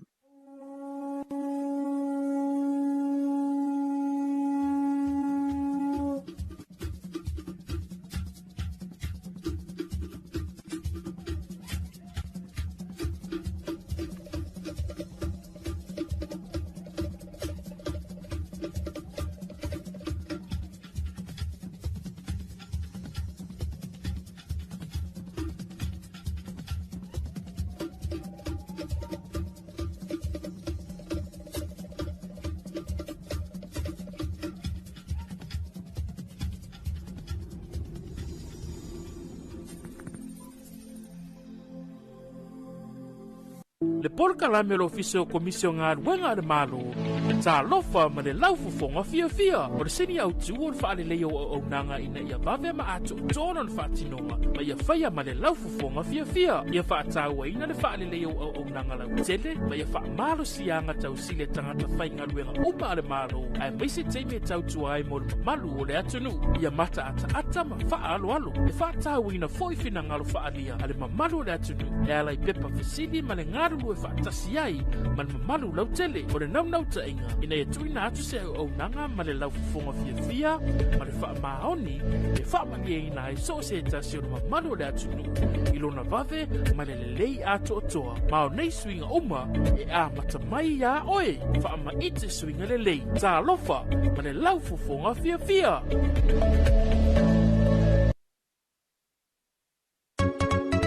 Tamale wantine vaenga le tai ao lea ua se fulu minuta te ne leitu la e valu e ale na ua whaafonga fo ile tātou atunu o ile toi whaasalauna atu tātou telefon mai vai whanua ia le pe ona sa tāpana ina ma whongai nātu ia ele sunga ia matau e nei sa ako ia mai le vaenga telefon te le vaenga ia sa tā ua ila tātou telefon ia e pe ona iai ia le whaamoimoina le aso nafi ia le sa faatina na ile fa unga fo ia le imatamaita i malo le malo ia lima sultasi la tau fa sultolu polu ia ma le tolu ma le boteli sala fai ia le wo fo ina la lato soifua nga lue e tono le matanga luenga leo ia avea ma malo le malo le ana sa no le fio ngai le li pa le mil te ta le malo fa la e au fo i ma fa malo si au ia i la tau ia o niso i lātou sa whainga luenga mo moe niso matanga luenga malo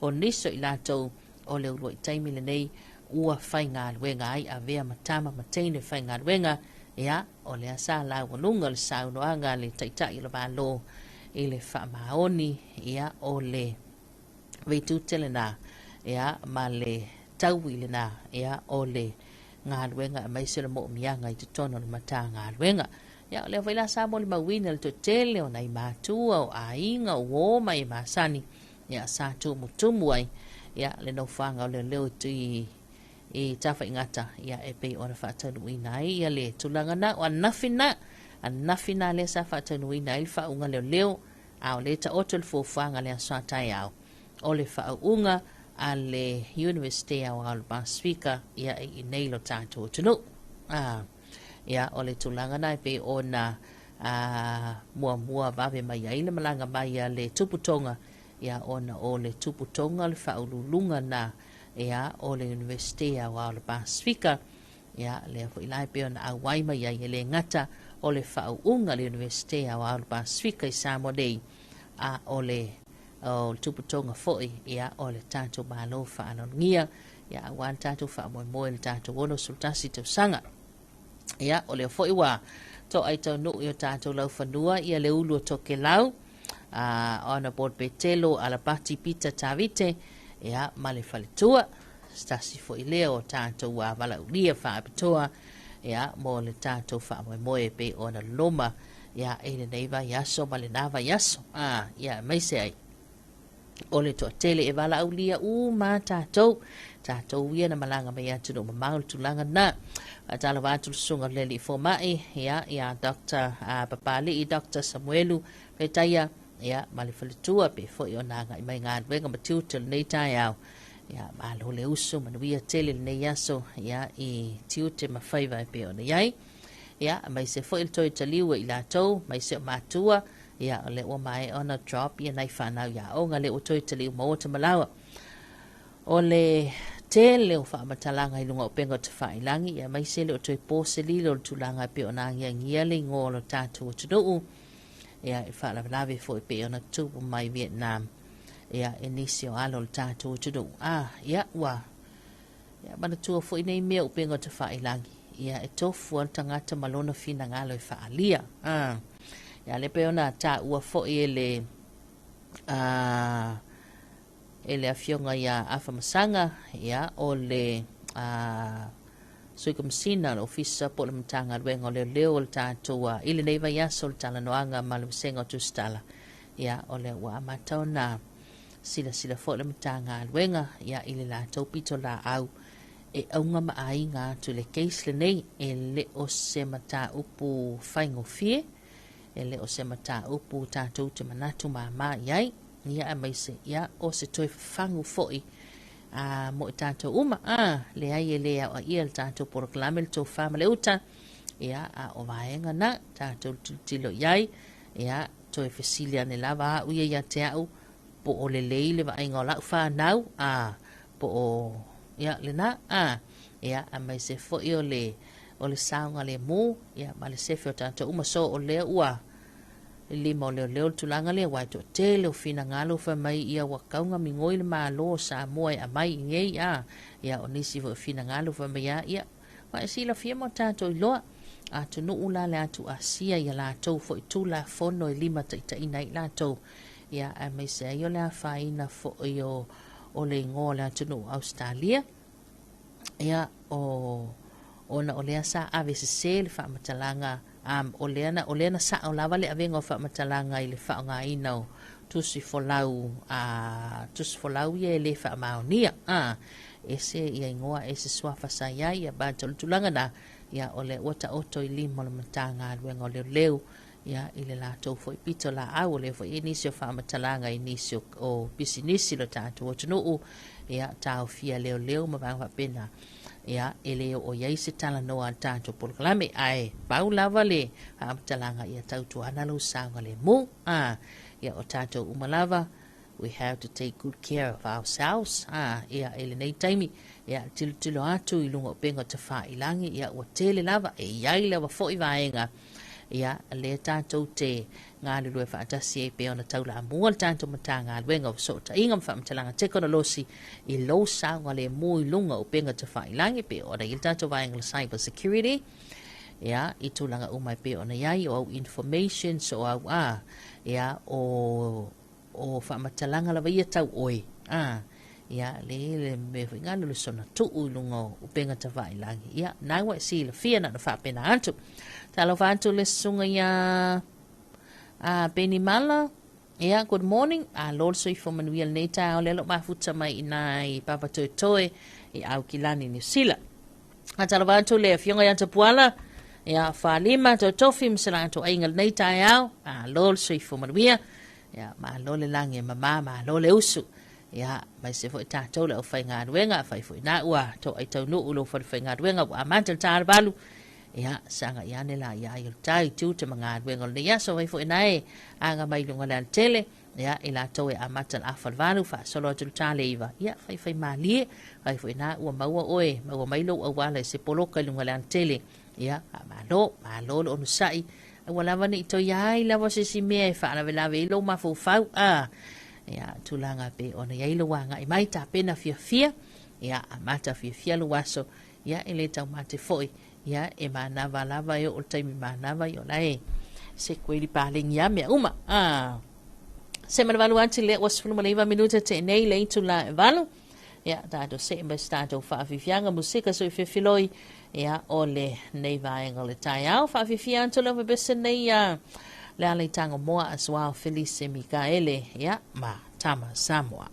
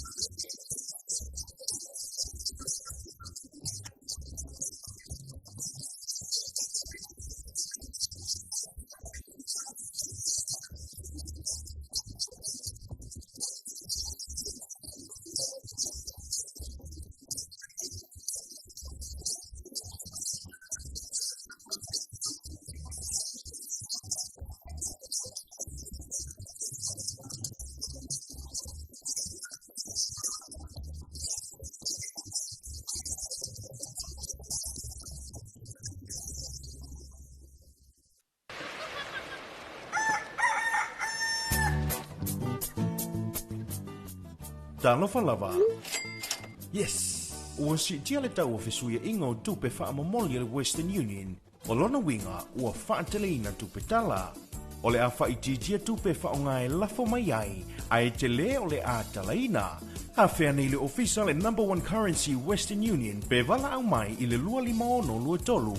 Mo nisi wha mtalanga i suinga mawa e o tau fesuia ingo tupe ale Western Union.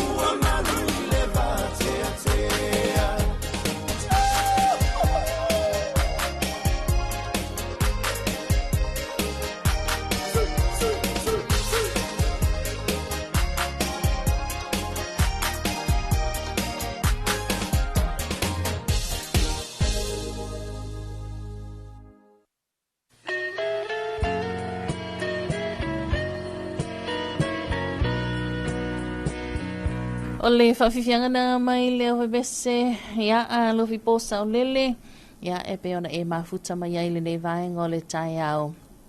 Ia tātou whaasalonga.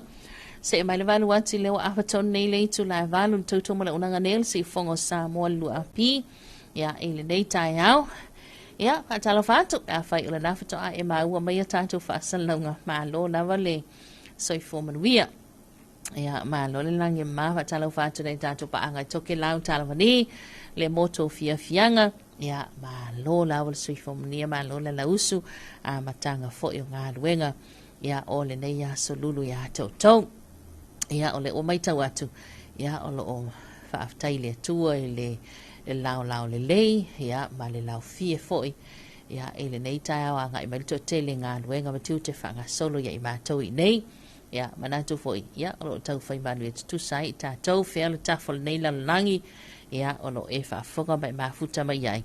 Ia whaatalo whātu mā lo lava le soifua manuia. Talo whātu le tina ia vailoa, se lato ainga, e nai no whaalii. Ia mai se fo il nato o whai ngā luenga le whale o tiulu. Ia a le nato and onsi, haba shabi nai no whaalii mā lo le lausu lau whai ngā luenga. Ia mā lo le ngā lua, talo whātu onsi ma se tau kampani nai matau tu le Transam. Ia mā lo le soifua manuia e le nei fo i vaenga o le tai au. Talo whatua i loso i antav. Ia, mai se rafio ngai malo. Ia, msalato ofisa na le LTA vai tele. Ia, malo le ngā le lue malo le tawa tai. Ia, mai se loa na i tātou paanga o lo mafuta mai. Ia, i lunga ala te tele le tau mawhai mai ngā luenga. Ia, le whamanatu, tali lau malo le tai au.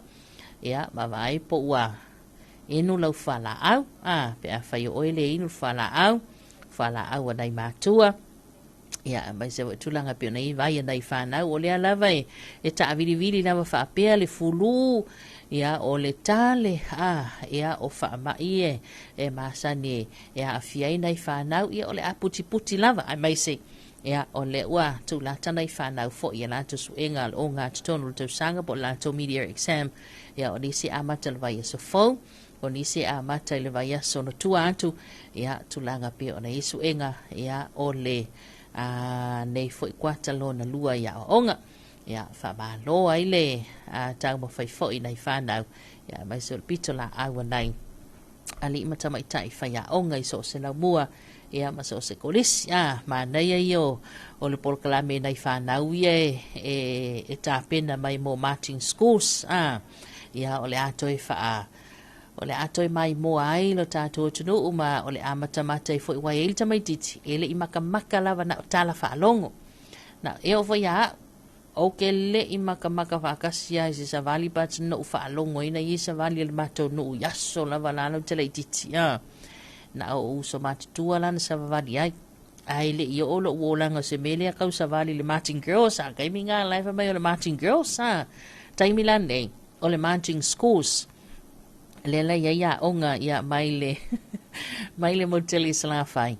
ia mai se fo ia onga ia no fali ima ma salelesi ia lea e fai masui o tu moa nei ia ma nei o lesi por klamena ia e mata nai whanau ia tulanga piona ia antalo vatu ile e se le fasinga kali asun talo vantu malo le usu ia wasenga foi au ta vale ia malo va talo vantu le sunga su o mesela to waenga inale marketi funga lei ia ele nei foi vaenga le tai ia malo le usu malo le sai malo nga lue ia se mai lon tanto taimi o le o toi lusul valu minuta le turn talo le tu laiva ia o le aso lusul valu nei le masino me lua valu lua iva tol sul tol just tol lua so le toi aso lua solvalu nei, tato se mai ai tanto poklawe whaamanianga, o aso soi fumas whanau, aso whaamanatu, aso whailungaina, ia ele nei aso, ia ma lo lava le ono sai,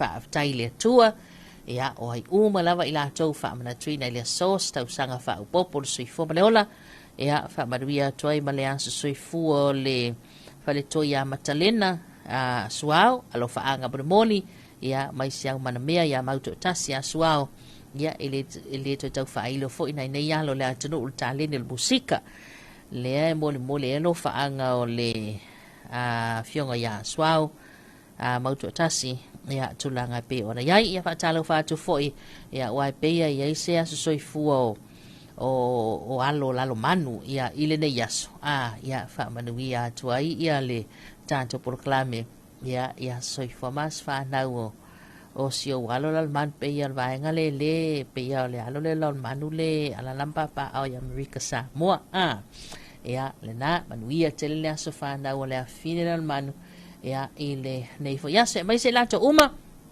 ia atoa i le aso tausaga faaupoopo le soifua le ola ia malo manuia tele o tou aso soifua ma o tou aso fanau ia ma faamaniaga le tatou polokalame leile alii ia tulu'i pea nisi aso stele o le soifua ma le ola ia o le a foʻi se aso faamanatu se anniversary ia i lenei aso ia i ia le atua ma faamanuia le alii o lou faaga molimoli na ma le tatou polokalame ia i latou ia aso soifua ma aso fanau ma le bese lenei ma outou ia ma i le aua bese se ula me staila li o tuna'i ia o lou leo malu aia ia sesi mea lo fasili ia i latou e faa manatuina o latou aso soifua ma latou aso fanau le aso ia o le faifai malie o lou leo malu ma vai se mea lo fa mo le aso fanau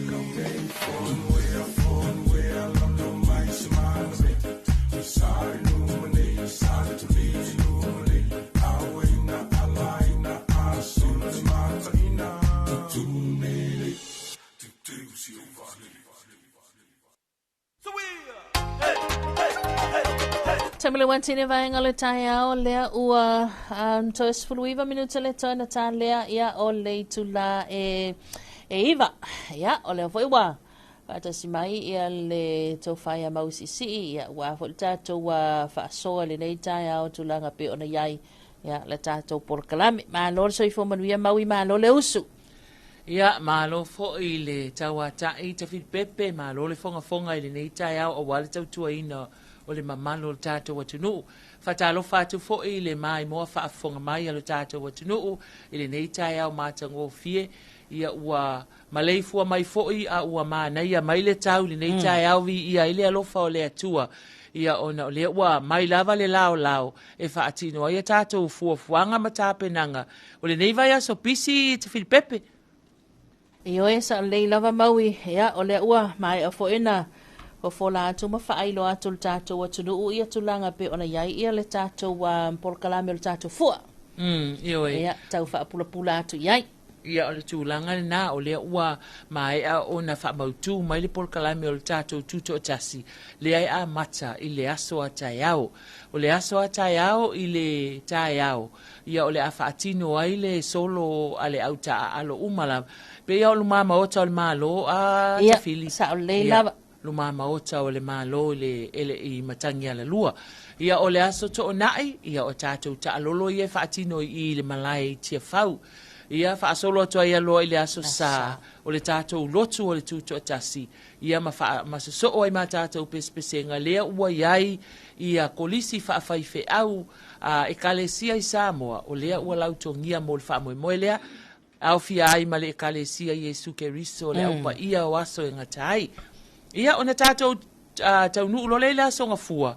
Ia o le aso le sisi na e aile tanga vai o le tātou malo tuto otas. Ia ma whaasolo e ona pol kalame e pei ona tō laulau atu e ta Filipepe le nei tai au. Ia ai tau walunga lava i le tātou fia telele whai le Apia Park. I le malai o le soka.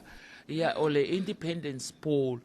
Ia a mai a le tātou o le afia le na, o le tawalunga ia tātou variety show. Ia po tātou whaafiafianga sui whewhiloi. i lu mama ota o le malo i matangi ala lua. I o e faisi tele o tātou por kalame au sau nei le tae au ta fi. I o le watu tu i le tele o fale ie. Fale ie i luma o le mauta fono. Ia ma le fale ie i le tu mai i ngā tai au ta fale awala tele. Ia ma le tua o le ala a fa amautu ma malu ai lo tātou watu nu o le a sāba vali le tae au. Ia mai lātou fo i awa i mai e moli mauina. Le tātou wha moi moi tele po le tātou waso whanau. I le tae au lea. Ai mana tua fo i la lea lava o lo o tā pena fo le tātou malo. E maua le tau mawhitanga. Ai ma malu o le tātou atunu. Mana ia, stasi nao vaenga tā ua. Ia e pei ona tuli mata ia le tele. Ia mai se le tulanga fo ingale. Ia pe ua masani i lava. Ia wai wha pelo makua e va ai wha ko ar whangu vai eisa. O vaenga na. Whaile whangu kia kamai ki ave e whaile lei ale mea ai. Ia ona saua lea e el tangata e saunga ia o mai le ato le mea ai. So le ato le mai le ato mea ai. Ia wata mai tie le umia ai. Ai fia ai. Ia ai mana tua foila i o mai. Ia mana tua e tate masani a vai ane whaafonga mai le atu nu. I le tala. Awal songa ai ke ua o fia kula i sesi. Ia ai awal popole. O lea o iai fo i vaenga ia o umana tapena ina. O lea iai isi fale le ta ua se i tu lo le whaafonga mai le atu nu. I whaafsanga i tonu lava matatou. Ia tasi na vaenga o lea o lo o mautu i muli nuu. I le no fuanga o le a tapu vai tasi ma iai ia tātou polokalame o le tuto a tasi o nei tau sanga. O le ana ia wha moe moe pe o lo ia wha moe moe e maua fo i sef so ta inga ma le sunga ia wha anana Jerome Craig. Ia o se tasi fo i o tangata i longa o le musika i lo tātou watunu. Wa matua konseti fo i lea e wha tau nuu le vai yaso lea le asau nei. Por kalame o tātou tutotas. Le ala e ai au fi ai ma whanana Jerome Craig. Ia le ala na whaape fia mau mai. So na wanoa tātou te tala noa. Manaia. Se tu e whaafonga masira sila o tātou atu nu. Ia wa whaisi leva o tu ua fo i e whanana o tātou atu nu. Ia mai wailonga fo i ana musika pe o le. Pe se fo i le Manu Samoa. E whai mai. Tu i fiti e sa uia io e tasi na pese e sele number 1 ai fo io whanana na taimi. Ia taro sia ia manisi au fai musika tātou atu. Ia tātou wheloa e le taimi lea. Manaia. Manaia le tulanga na mauia wa o le e whaafonga mai alo tātou atu nu o le e to ina atu whatunga le asunga whanana Jerome Craig. Ia i lunga le tātou wala leo. Ia e se ika ko whaalongolongo mwhaafonga na tunu. Po o lai ku mau wale au o le whaasala hoi lea whanana. Ma le pe wha hoi le longa leo si uponga whanana. Ia o sa uni fo i tātou whautasi. Ona nafi le na uwheloa ai atu ai fo i le whautasi al tolo tamauli. Wai uanga e o iai. Io e. Langa fo i o le whautasi le a mātou sa la whai tātou. E sa o le kari ia o when me. Ngā whaaso o ele fia iai tatu whautasi la e alua ia o i malu o le malo. Ia ma le whautasi la le tau sala o le vasala lua mai salua manono tai. Ia le ala sa utala noa tuai fo ia nafi ia o le sila me tātou atu nuu lungo o tātou TV ia tātou porkalame ia whaatala noanga ia o whaanga solo a tātou porkalame o tuto tas. Ia whaapea fo ila ma le fionga ia whauwalo le whautasi o pia le pia maroon. Ia ma le sunga ia lea taua o le sui lea o le sa fo i lea o faleu manono le telefoni o le vainu. Ia wai e se ala le sunga ia lea taua lea kieli le fai mai a fa Samoa longa suafa o kieli. Jerry. Ia fai mai la le atawa Jerry. Ia lea i saula e tala noa masi o matou tama lea olo. Ia nai to ina o lea fa mau popo ina le sa o lea fio anga i le lato wapitanga. I petesa. Ia i petesa. Ia o ia fa atala noanga uma o le mai moa mai helo tatou atunu. I lunga o le tatou televise. TV iwa. Ia ma tatou 2AP Facebook page. Ia ai mantua. O le afiafi o le asonga fua i le taurfa. Ia. Pa whana. Ioi. Sa o ilole pese we misiruki. Na o pa le whana mua mai nei luma le tui a pai. So o mai ei ma le tui vava o ma le malo tonga. Sao. O le tu unga mua na le fa nga I foi la au. Foi la au. Ia solo na lua lo le po le aso muli o le aso lulu. Aso lulu tai au. Io ole a ile tai au le fitu. Ia ole a fai ai lo le tatou tu unga ile foi spuni. Ia a ole aso lua la, ole tu unga pau. Ia tu unga pau. Ole tu unga la le na le a mata mai tai o ile. Ia. Ile wafu ile matautu. Matautu. Ia ai tini mai iutai ia pia ile talingalu fo ile. Ia le na. Ia o tatou tu unga umana ma o ta pena. O vai sina tu mutu mo nei taimi. Ola. Ia wa ese fo ile la ngona ta fil pepe nei taimi wa tate la ngona lava o lea la sa unita to talinga malo fai si tu mo il malaitia fa o lea ta pena kon karate ia no foanga fo ia fa mau tu mai ai mai se ole malo fa alo longia lea ole anga i mai wa le wa nei ia le tu potonga ia le male ulo to ela male ulo to ke lau ia ta vite le wa nei uma ia tato malo fa alo longia na o tato tu to tas tele o tatou watunu malanga mai fafo. O nisi na malanga mai ai le fono tele vo ilea le kalesia I whakasai malua. Mana no fua ia. Mana no fua ia se I umal tatou tutotas. Ia ona whangasolo. Ia au kawa ai a kungari I awa nafile le ai ai whautasi ia o lo whai a pera tau koleninga. Kawa ai a kungari kumulunga kalinga. So o pe ia le wa whai mai ko unga. Ia o le wa matal tu unga le tu langa le ia. Ia o mo meo o afio anga I whapena. O tātou tele ale tala. Ai ese le fai tama. Ese le masi I mai anta kwa inga. Ia lona winga. Ele matua tumu lunga o tangalu ile aso lea o le tu unga mua. E laki ale loka le leo ka ko pala I kua Iwa inga I ke ua fai mai ko akele Ia o le tulanga na ua stasi leo vaenga maui mai se lua whakamai le tātou tunu. Tuli mata ia mantua le na ngata le tātou tu ngā whautasi le ono sfulu. Ia ono sfulu sanga. Ono sfulu ia lea fo I lao tuli mata ia le tau tele ia mai se. Mana ia le saunua ngā le a tau lea kieli. Ia peona lua tala noa. Ia le fa mai ia nganga pa le fa e lau fesili le na fesili. Fa mai ia nganga pa le fa nga ia lua le telefoni. Awa ho ilalia. O te o tu le aso nai fa ile fa tala noa nga ale telefoni. Ai le anga le tau le aso nei le na fa le tonu le tau o la fesili vai fa. A fa ile anga fa apele tau le aso nga fua ma le aso lulu. O le ase se finangalo mai. O le kaule e se fia ia o telefoni. Mai fia ia o telefoni tu ai ngā tau nei. Pe e ti munga pe e so wale sami. Io kamanga ele lei ele alo ale sale ia ai fai mai uma vai ai si kapeteni. Mai ele ia se va ai le fia mua. Sa o le lei lava sa o le lei lava le tala. A wau tātou tau te leo tau te whape tau te oe sa ili tūlanga muli. Ede e se o le mua. O le mua. Ia sa oe lole i o le ko inganga. I o le kāngoa I le mua. A le mua ngala ia le longa winga e whenua ai ma le foi o le waa. Ia o le mana i o le na whaila utala mau il tai au. Ia e wā lewa a matona malanga mai ia na i o tātou tūmalo mai tātou motu lea e whaafia le fua. O le fua a matau lewa I nei le tātou sā lea wa e paule o le tātou sā. O le ala mo I le tātou te I tau malele I nei tūmua nei. Ia ai pe ia ave umal tātou lango I se vai I le tātou waa. A le lana whaila o tala le tai au whau se wha mole. Kali mā kou mai se vai pero karinga la waenga I o mai wama. O le ngavili mai mai a ngafi. A wafu ia o sio mako piko nguunga ia nga I mai le. I le taa lolo. Pe ia o palauli. Ia ai o la toyo mai le I le la tau whaafia fianga whaale anga nuu.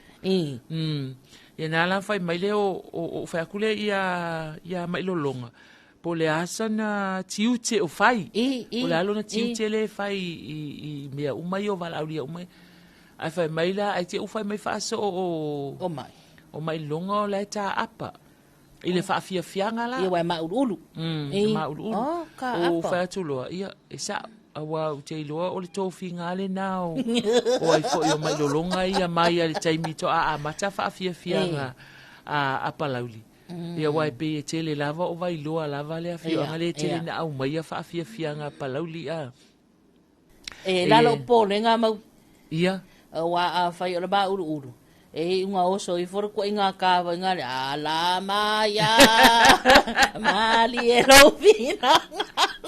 La le ai malesira me ke wa kai e mai longa la fa pe ia ole fa kasi la ka ile le afo ile ngo le apa ai le lo ole ma ulu le mele ka ile apa mai fa ile le ke wa fa inga male ka ule le ia ka ko ku malo ya oi ai manuia le anga mai ole anga mai o wale ta alolo le asto na nei ta pepe ole mai se mea o mai ole ka dia ku ingei E ke fu fa la venga me ka wa mai. Ia oi ho e sa uma se ka ufi e sa ave mafaso. Ia le na o le tele na ma wile o yai o le wai to tole ia o le fo e oli atu na ia fio anga ia manai ala la fanga ia ina tau ainga e tali fo ile mananga mai se mai. Na tonu wa ia talusia ia le fa mo o se tata watu nuu ia manuia le anga mai o salafa ia le fa ngofie a wala e pisi ia tapso fa afia la e pisi ia nga ukai ku nga mako tata kirikiti ai mako aku ona fe fo ile na mato uia tua ina ai mato atunga oi o le mato nga nafile wa nafile ni fa unga o malo fo ile leo le lato kolisi le ai ta fa ingata le police academy ia mana ia o le fa unga le sa no ai fo le ta o le malo le fionga le li pa le mia la unga utu le so nafi tu mu ia I matua mo le meo le mita ile fa I uina ma le manuia o tau mawhainga le whanau. Sa au wai fo ila. Wai eisi o usola I titina sa whau wai lea soana. E a vea ma leo. Lea o matau tali e la mana matau ai ngana fi o whai po ai o ka koe mua koe loka le. Mua koe loka le kiki.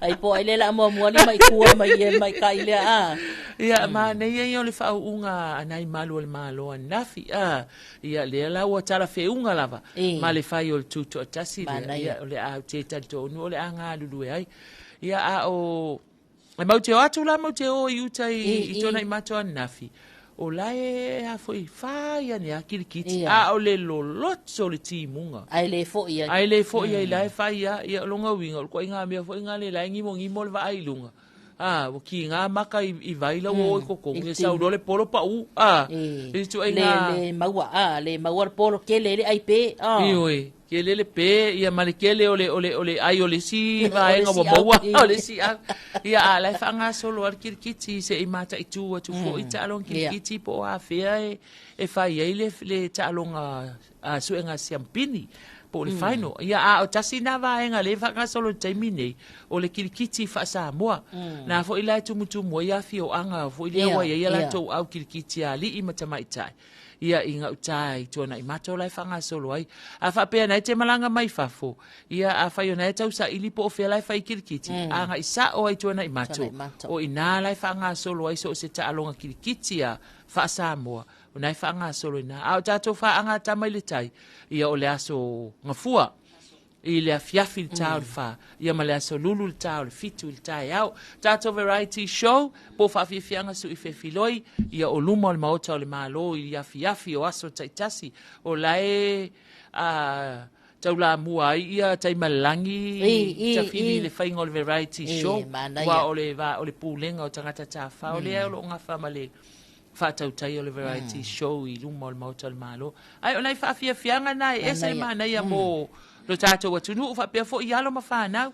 Ia ai manatu ta whili o na o lea ua tā tūlata I le taimi fo o le sipor kalai me wha tūlanga ina I le nei a tai au. Ia le mea lea, ia whaamanuia atu lo tātou atunu, ai mai se fo I lātou whaamanatu ina o lātou aso soifua I le aso luas fulu valu nei. Ia mawani o tō aso soifua manuia, fia ma le file mu manuia ngā luenga matiute ma lava singa ese o le afia ngai ma Samoa manuia fo I le whaawa wina o le tautua te Filipepe manuia nei aso Samoa whaasoi fua ia ia lena o le tawhai a mau le uto mose ia ma le tātou whaasoa le nei vaenga le tai au le tātou porklame Talofa lava Samoa ia I leo le manato le atau walunga ia le tātou wa Talofa lava Samoa I sina whaafifianga le nei tai au ia ona talo le tu la iva tatou so ta inga tu sao ia ma le tatou ala leo ia o le leiteo fa malo New Zealand mo le fo le nganga fa after tele lava pulenga ba le fai gad wenga ale Fexco company langlong so ba lo sil tatou proclame ele nei tai au fa after ya tu le ba lunga nei tatou paanga ia ele mafutai fo ilunga o tatou fa salonga le ngopenga tu fa ilangi le nei tai au fa maruia tele le tua ngad wenga matu te fa wa tatou wa tau ma vai ia ele fa vivianga mai ana seto fale moi maruia le yaso. God bless.